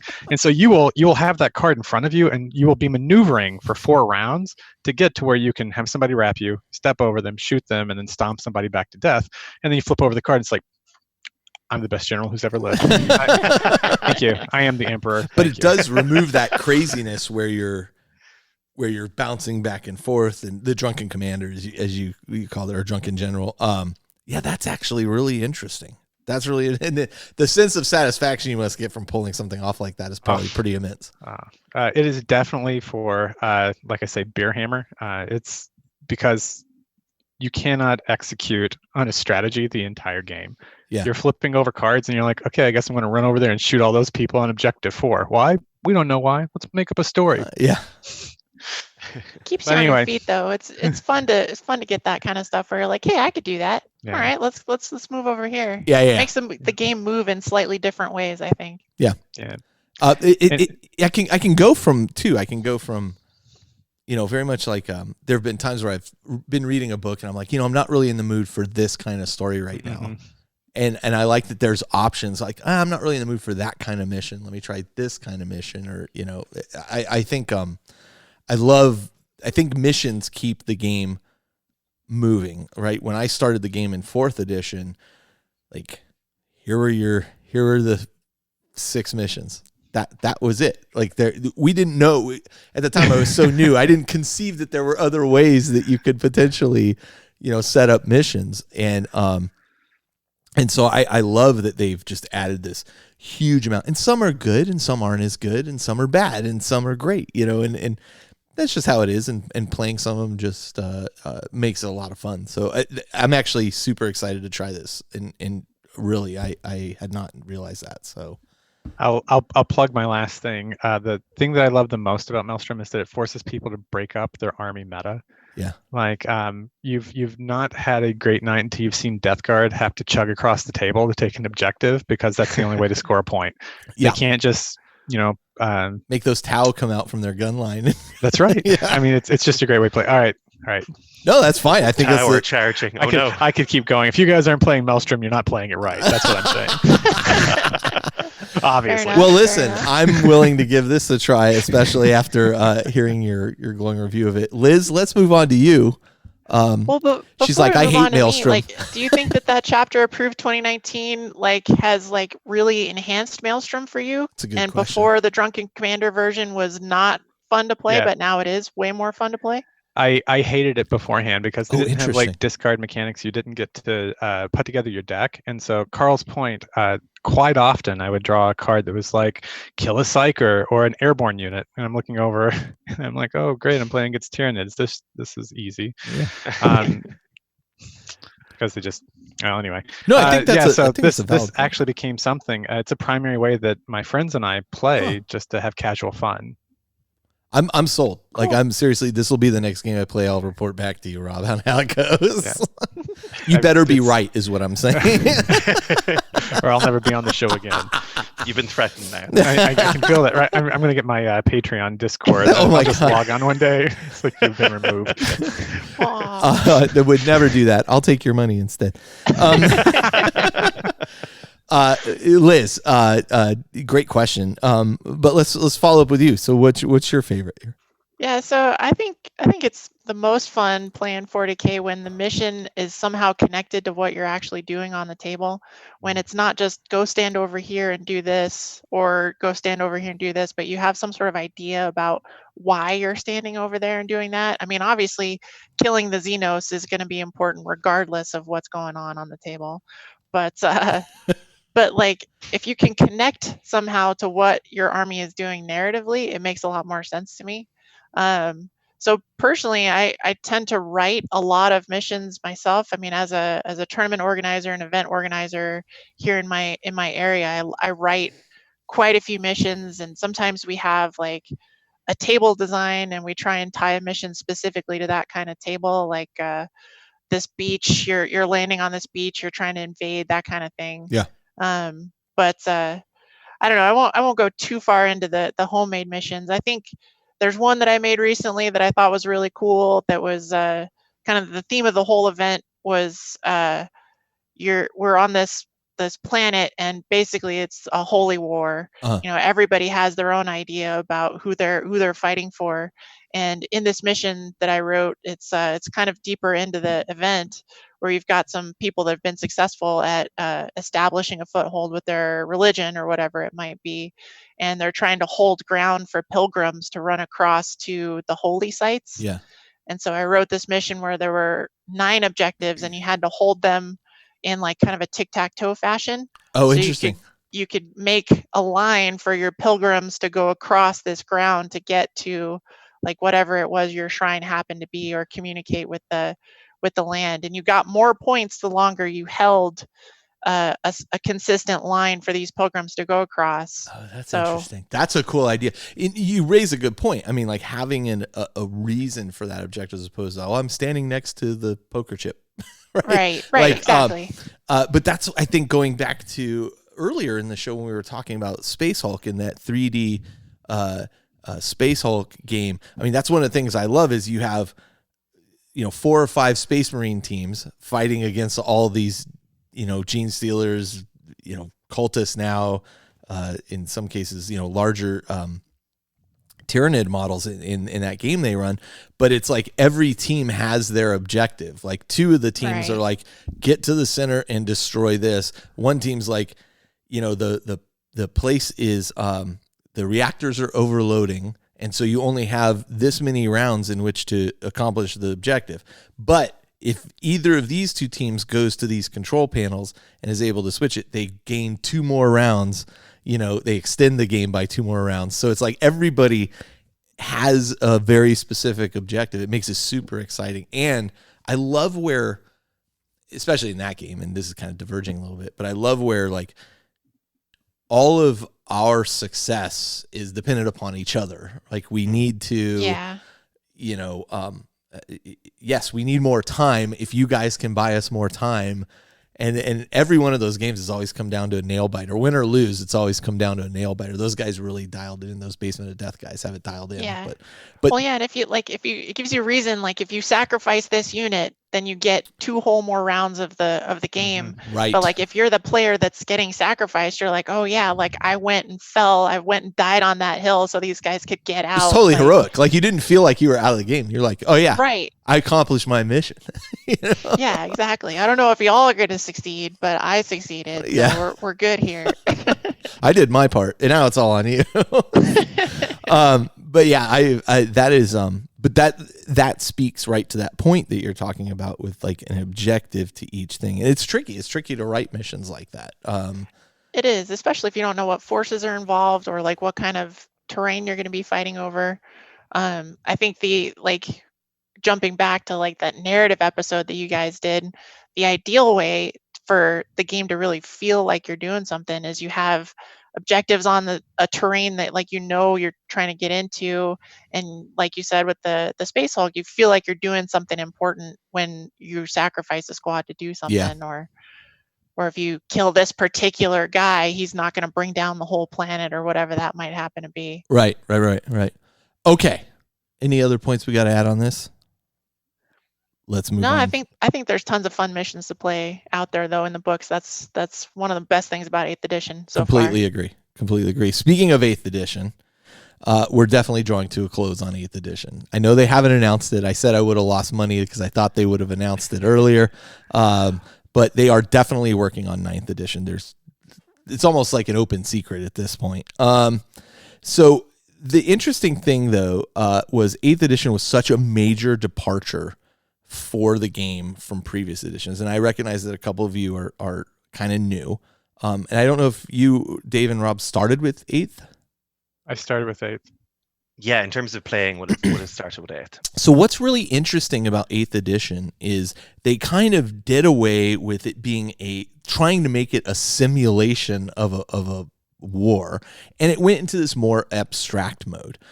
In the past, what you would have is rules for facing on vehicles. If you shot a vehicle from behind, its armor wasn't as good there, and it had you had a different mechanic for damaging vehicles. They could blow up the instant they were shot. They didn't necessarily have wounds and all this kind of thing. They turned it into more of an abstract approach. Vehicles they're considered to be moving the whole time, and that's why they can shoot in any direction from any point. It doesn't really matter because it was moving. It backed up, it rolled over, whatever. The game went from what I like to call, can I do this? Yes, but to can I do this? Yes, and you can do this. And what I mean by that is, a perfect example is in 7th edition and even previous editions. Hey, those guys are in this ruin. Can I charge them? Yes, but you need to subtract 2 from your charge distance in order to get in there. There's all these things that can prevent you from causing it to happen. Now it's, can I charge those guys in ruins? Yes, and just roll your dice and go for it. Nothing really changes. It just kind of moves forward. They streamlined the game. It came under a lot of criticism early on as being, quote unquote, dumbed down or simplified, but I think it has actually done a lot of good for the game. We've seen people return to the game. We've seen new people come to the game as it's become more accessible, and it's just not as cumbersome to play. So, taking all of that into account, what are some of your favorite things about this game for those of you who have not played in previous editions? So, what are some of your favorite things about 8th edition? And then what do you hope they do not change as we move into 9th edition? Not so much what do you hope they change, but what do you hope they keep as like a staple piece of the game that you don't want to see change? And Liz, let's start with you on this one. Well, I want to say probably one of the first things right off the last topic is chapter approved. I think the whole approach that they've been taking to the game, where it's got this once a year refresh with new missions and new points values and usually new ways to play, like the city fighting or something like that. The planet strike, I think, was in one of them. Yep. I think that's a really cool way to go about keeping the game lively without necessarily having to re-release everything, like a whole new edition of rules, all new codexes, all that kind of stuff. So yeah. I think the chapter approved itself is a really cool thing about 8th edition. I hope they keep doing. Another item would be the 6 is always wounds thing. I think that's a great addition. Was to super 8th controversial edition. When it came out too, right? It was hugely controversial. It was like, I can kill a Land Raider with my las gun. Like, that's ridiculous. That was the exact example that got brought up. Yeah, exactly.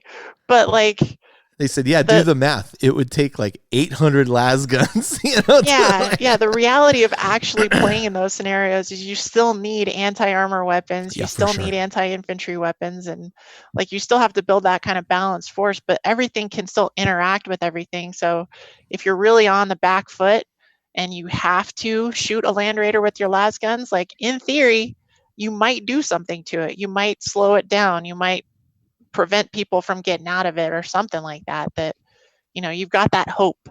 I think it'd be pretty cool if they extended that a little bit, like if 6 is always hit as well as always wound, because the 1s always fail, and it feels like that might be a nice balance for some of the elements. I mean, obviously you don't want 6s to always succeed at absolutely everything, because that kind of changes the dynamic of the whole game, but I think it'd be neat if they expanded it a little bit. Okay. Dave, how about you? Yes, so as someone who came in with 8, the specter of 7th looms large over every more experienced player.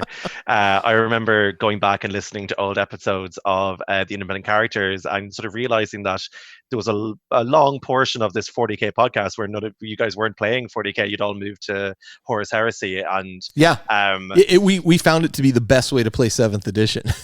Right?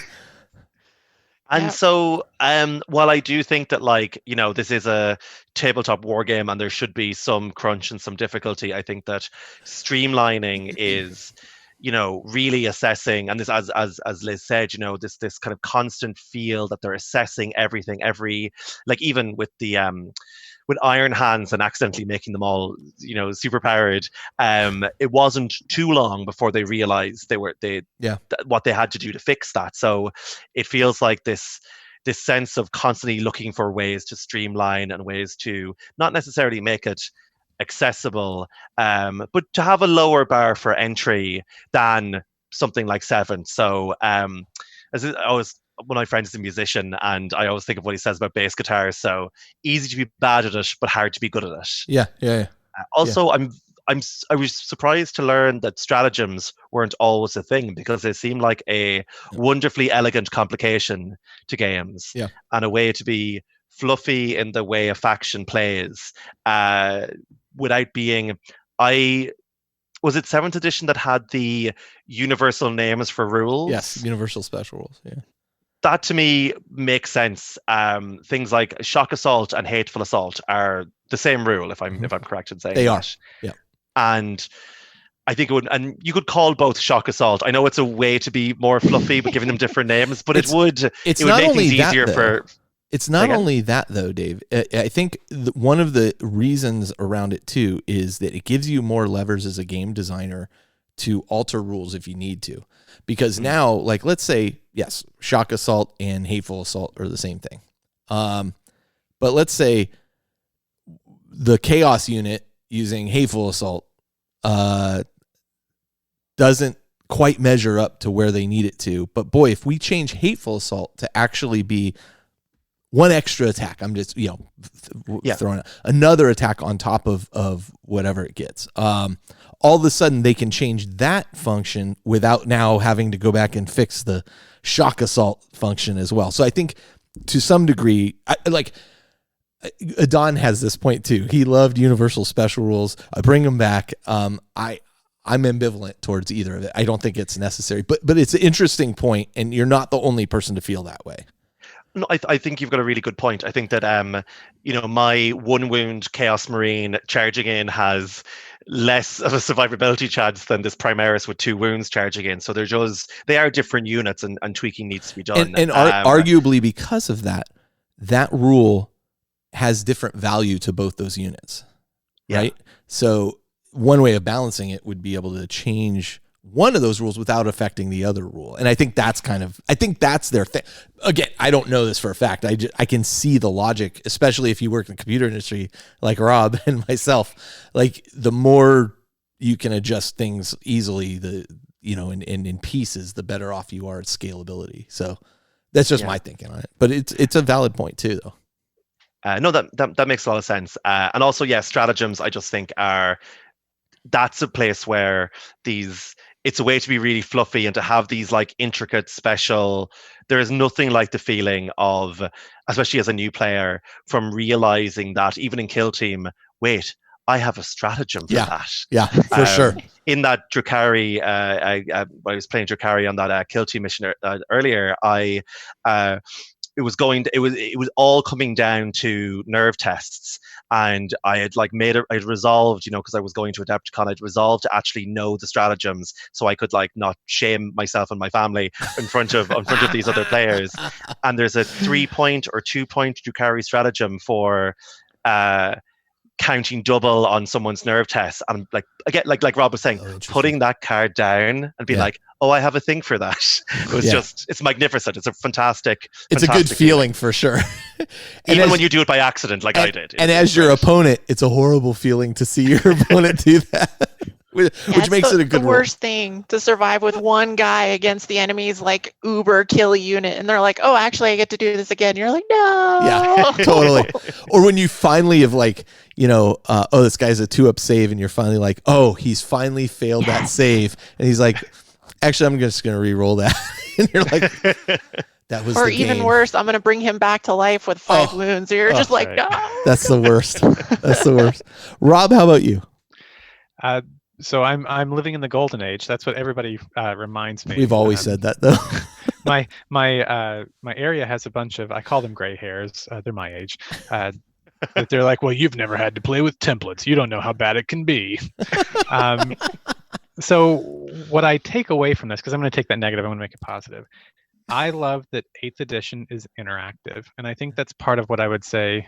Liz, I'm gonna give you credit for this. Hopefully, I'm right. The 6s to wound are like the idea of maybe 6s to hit, something like that.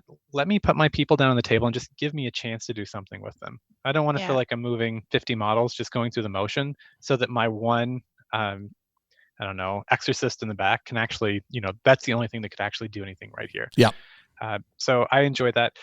The pieces of 8th edition that make me uncomfortable is when you're playing against non-interactive, like the Chaos Disco trick where you can get a -3 to hit on one model.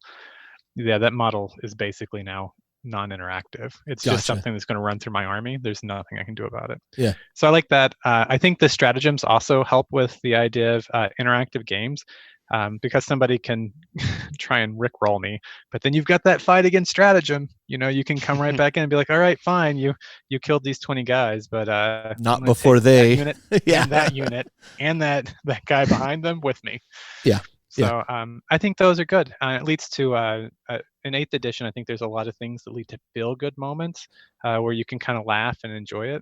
And there's not a lot of feel bad moments where you start rolling the dice and you're like, oh, I'm going to spend 3.5 hours of my life just letting this other person beat me to death slowly. Yeah, that 6s to wound thing is such an interesting point that Liz and you brought up, because, I mean, we joke, if you listen to some of the older episodes, and I think it was 7th edition, there was this point where we jokingly called this thing the Tuttle maneuver, which was, it was like towards the end of the game, and my opponent had like a bunch of gaunts left, and I had like 2 Marines left and a Land Raider. And I was winning on points, and I was just like, the Marines just getting the Land Raider. And I just park here on this objective. And he, because there was no 6s to wound at that time, it was like, and the armor value of the Land Raider was like 14 or 12 or so. I think it was 14. 14, yeah, on all sides. Yeah. So what that meant was you would roll a d6 plus the strength of the army, or the unit, or the weapon firing at it. And if you didn't get a 14 was a glancing hit, otherwise it was a penetrating hit. But all you had was gaunts, and they were like strength 3. So go ahead and roll your d6 plus that strength 3. You can't even get into you can't do anything. You're just outside the Land Raider scratching at it. While my guys are just like, we've won. Your can opener's broken. You can't get into. Yeah, they couldn't get into them. So it led to, just like sometimes this game will lead to interesting rules conundrums. I think there's fewer of those than there used to be in 7th edition, where they tried to make a rule for every action you could possibly take. Whereas here they're like, just take the action and get on with the game, right? It makes a huge difference. Something that I hope they keep, to be honest with you, and this is controversial, is power level. I don't want to see them get rid of power level. I want to see them move it to a table where they can adjust power level as they adjust points. There is a formula that depicts each unit and how it gets scored a power level and whatnot. And those have never been updated to the point that one of the designers made to me is, in our infinite wisdom, we decided to stick power level right up front on the card, which makes it very difficult for us to change at this point. And I told them at this point, we'll take a list in the back, just like a points list that lists the power level of units. I very much like creating armies using power level. I don't need to get into the minutia of this guy has a plasma pistol, this guy doesn't. So I'll just model it with a plasma pistol and he has it.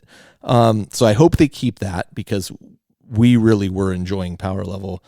We've kind of moved away from it a little bit as the disparity has become so far because we're just not getting the benefit of all the learnings that have come from that. The past 3 years. Yeah. Our Space Marines is a Primaris Marine. It's still the same point power level as with it the was new at codex the as well as beginning. the old codex. Yep. Okay. Yep. And then the other thing that I really hope they keep, and because I think this is one of the most elegant rules they've come up with, is the depreciating value of some units where tanks will take damage and then become less and less effective. Monstrous creatures become less and less effective as they take damage. I think it's done so well. I think it works great in Age of Sigmar. I think it works great in 40K. I definitely hope they don't remove that. Early on in the game, I remember, not 8th edition, but even before that, 5th and 6th edition, when Jeff was part of the podcast, he would complain about dreadnoughts and say, why don't they just treat them like monstrous creatures? I was like, that's so stupid. They shouldn't do that. And now I'm eating my words because I'm like, yep, you were right. You were ahead of the game, Jeff. They should have, and it works much, much better the way they've done vehicles and that kind of thing. So I'm a huge fan. I think some of the things you guys have described too are just a maturation of game design. Like people have such a loving memory of Battlefleet Gothic. If you go back and play Battlefleet Gothic today, you will be like, this feels archaic. Like, why didn't they streamline this piece? Why didn't they do this? This is very much a product of 1980s game design, 1970s game design, where things are just so focused on being crunchy, they cease to become easy to play. And then you would see later games like Firestorm Armada, which was a game that's now no longer in production, but it was a space fleet battle game too. And I remember seeing that game and going, wow, they've really thought like how this just smoothly works. So, I think some of that is what we've seen in 40K as well, as game design has changed over the years and they finally learned a little bit. Some people will say, yeah, but then how come they don't have a I-Go mechanic in 40K? I think that offers a lot. I think that might make games take a little bit longer. There's some cool ideas there though. I'd be curious to see if they stick to that or move away from that. Cause I really do like the I-Go stuff in a Kill Team. I think it works very well. And I think the mechanic they introduced in, Apocalypse works very well too, where you have formations and like I take a formation, then you take a formation. Maybe they do something along those lines that I think would allow that interactivity that you're talking about a little bit too, Rob. So I think those are all good thoughts, good ideas, man. So, okay. I think we're going to go ahead and wrap up at this point. We're going to take a break. We'll come back and then we'll close out the show.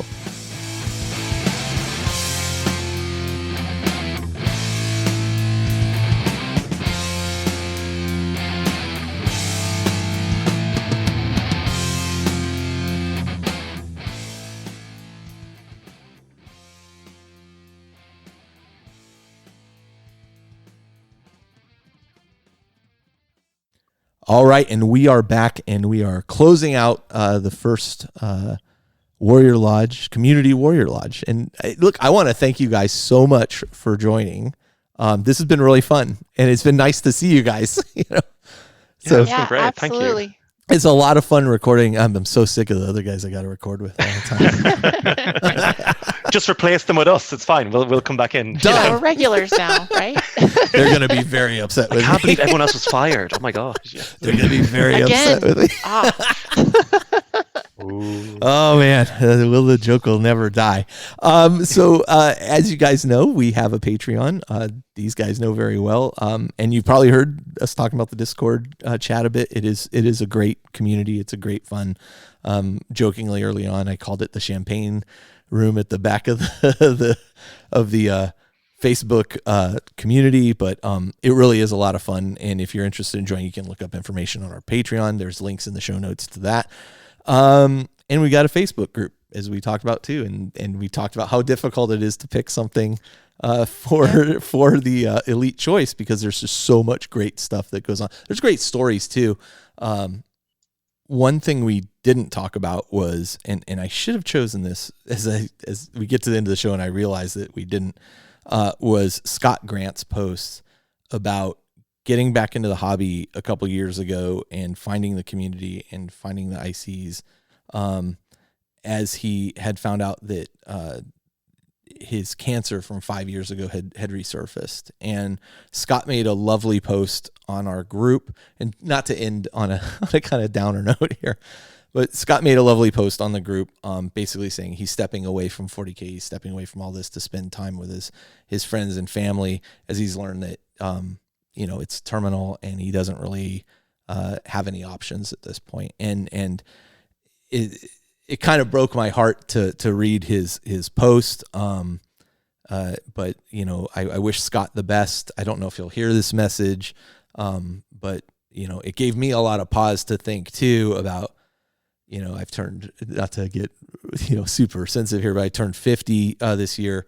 I have I figure 25, 30 years of real time left. What do I want to do with that time, and how important is that time? And we always say that time is the one resource you can't get back, and this is a perfect example of that. So Scott, we wish you and your family the best, and I don't know what else to say about that. So should have called that out earlier, but great post, and we'll miss you. So yeah, but I mean, I think that speaks to kind of this group and the tightness of people in there, and the community that we have going there, which is just it's incredibly supportive.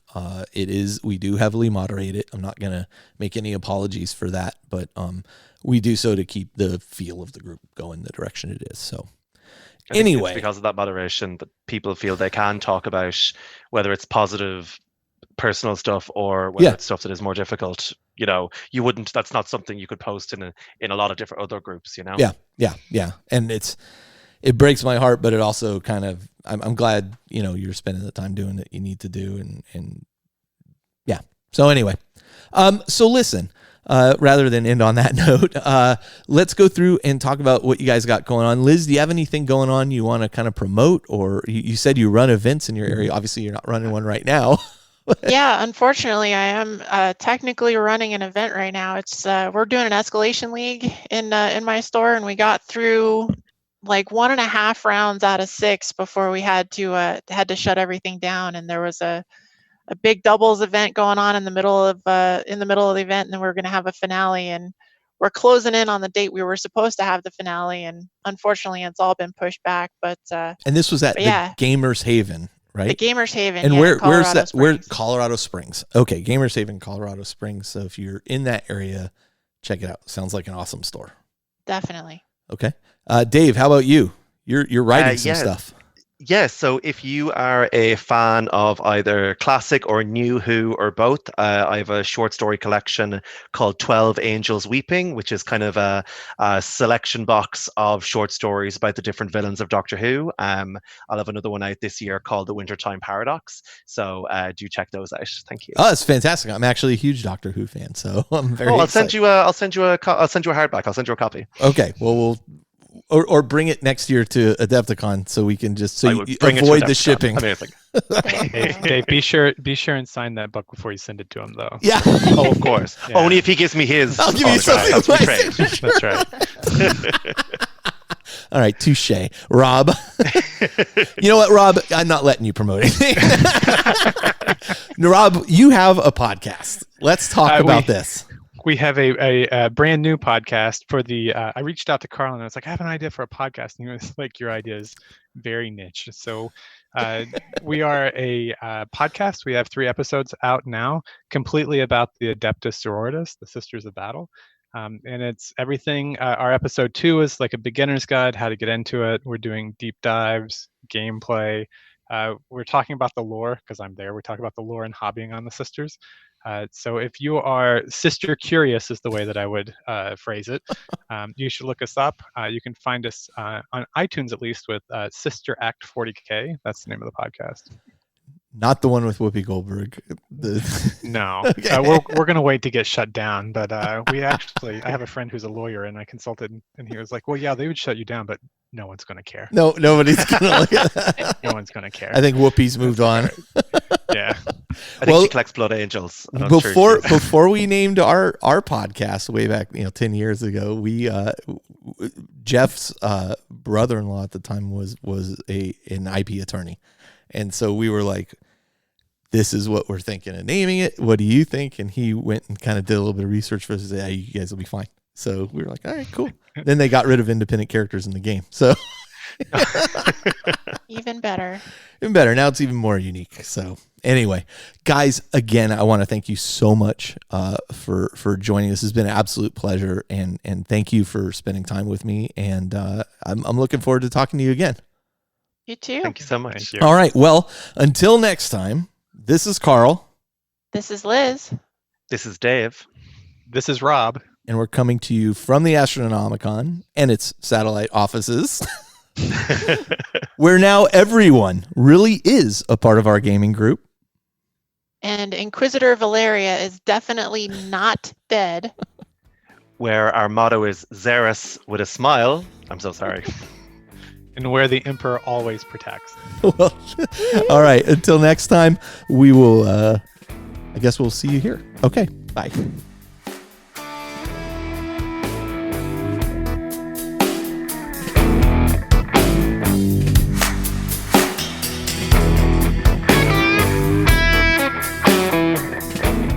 This episode of The Independent Characters is protected by the Creative Commons license. If you have further questions as to its use, you can find information on the front page at theindependentcharacters.com.